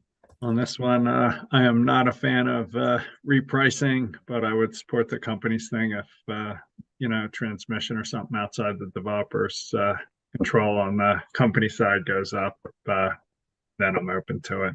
So, Commissioner Plant? Yeah, it seems like a reasonable approach to me. Commissioner Gilman? I agree. It's hard to continue on the competitive pricing if people are changing their pricing after the fact. Clearly, the delays were non-optimal, and hopefully we can improve for the next process. But I would agree with your recommendation, Chairman. Keep going, Mr. Eden. Okay. In its comments on the 120-day report, staff notes the importance of evaluating ERP proceedings through an equity lens. Staff further notes that as part of the solicitation that the company performed in this proceeding, all bidders were required to provide information on the assessment of and plan for continuing to monitor local community, DI community, and state reaction to the bidder's proposed project, and a plan to work with local communities and disproportionately impact communities on project issues. In addition, as part of the 120-day report, the company provided maps that identify which projects are located in DI communities. After assessing the information that was received in this proceeding, staff makes a series of suggestions that the Commission could take in future proceedings to continue to improve the Commission's consideration of equity issues. For example, staff suggests that the Commission consider developing rules that identify key metrics, which should be reported by bids in DI communities to help understand impacts and benefits of bids on DI communities. In a similar vein, in its comments on the 120-day report, CEO notes with approval how the company mapped the bids in this proceeding relative to DI communities. CEO encourages a similar presentation of mapping in the company's next ERP and notes the expectation that the Commission will continue to consider how it will use such mapping in its decision-making going forward. In its response comments, the company expresses appreciation for staff's recommendations as the consideration of equity issues and resource planning continues to evolve. The company notes that it has expanded and expects to continue expanding the scope and reach of its community engagement efforts, and that the company expects that the presentation and evaluation of equity issues will continue to improve. Public Service states that it welcomes and encourages continued discussion in the next ERP Phase 1 process and in future Just Transition Plan proceedings to ensure meaningful consideration of equity issues. I'll pause here for your deliberations, or I can move to my recommendation. Yep, if you can go to your recommendation, that'd be great. Advisors recommend that the commission acknowledge and agree with the considerations from staff and CEO regarding how to continue improving the commission's consideration of equity issues in future ERP proceedings and rulemakings. They'll leave it to the relevant stakeholders to work out the appropriate specifics on when and how best to do this. Commissioner Plant, I agree with the recommendation. Commissioner Gutman. Yeah, I agree with your recommendation, and obviously would point out the commission has an ongoing and incredibly far-reaching pre-rulemaking underway, focused squarely on reforms to practices, outreach, and rules with regards to improving equity outcomes in the state.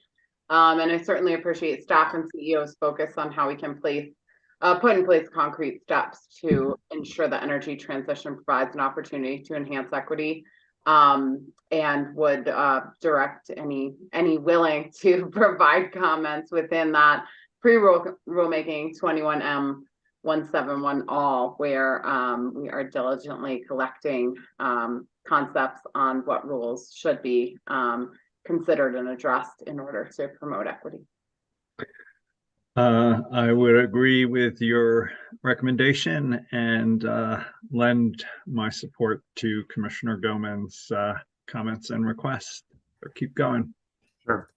A few interveners in this proceeding encourage the commission to proactively manage the applications for certificates of public convenience and necessity, or CPCNs, that the company will eventually file for each utility-owned generation asset included in the approved resource portfolio.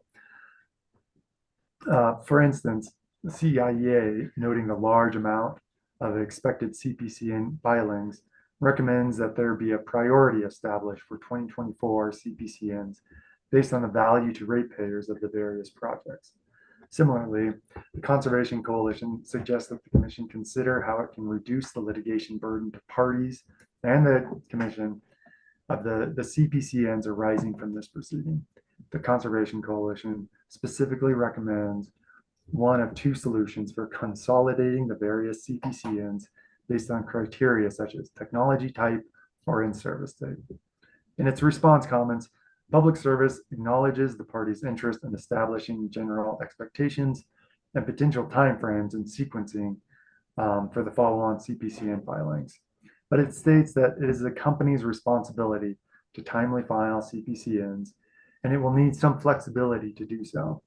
However, the company proposes providing updates to interested parties and the commission on the status of CPCN filings in its annual ERP reports that it files every year on March 31st, as well as in its annual Rule 3205 and Rule 3206 reports. Public Service argues that these existing reporting venues provide an opportunity for the company to provide updates regarding CPCN filing readiness and anticipated filing dates, sequencing and grouping of generation and transmission CPNs moving forward post phase 2. With that, unless there are any questions, I'll turn it back over to you, or I can move to my recommendation. No, if you can move to your recommendation, that'd be great. Advisors recommend that the commission adopt Public Service's position to provide additional updates to interested stakeholders regarding the company's CPCN prioritization, but do not attempt to dictate the form or timing of the CPCN applications. Commissioner Plant. I agree with the recommendation. Commissioner Gilman. I also agree. As do I. Thank you.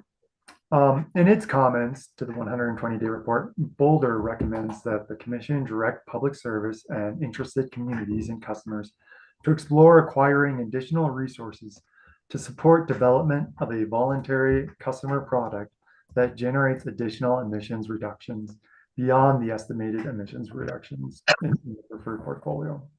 Boulder argues that communities comprising at least 35% of Public Service's retail sales seek 100% renewable energy or zero emissions electricity by 2030. Boulder asserts that the bids received in Public Service's solicitation provide options for the development of a new voluntary emissions reduction product that would enable communities and customers to progress towards their 100% renewable energy goals. I don't have a recommendation on this point, but I'm happy to answer any questions or provide additional background. Yeah, so I strongly support the idea that we should be developing 100% product. I don't know that we're going to acquire more resources in this process to do it here, but I would like to ask the company in this order to sort of outline plans about how they're going to develop that product, when they're going to develop that product, and if there's ways to use the bids that aren't moving forward to support that product. So, Commissioner Plant, any comments on that issue or that suggestion? Yeah, no, I support that. I mean, I think actually Utah did something around this with Park City and Salt Lake, who had high zero carbon goals, and they were enabled to be able to pursue those goals outside of the typical process. So there may be some good models there that we could steal from. And I don't know what was on the record of this case, but there was an MOU between the government service agencies and Excel towards this. And I know Denver and I think Google are interested in this too. So Commissioner Gilman? Yeah, I agree. I think Boulder brings up a really interesting issue here, and I certainly understand there are communities and organizations who prefer to move past the environmental attributes of the general resource mix to a product that's more aggressive in terms of environmental performance. I don't know if that's a 24/7 clean product, which essentially is 100%, or what the exact metric looks like.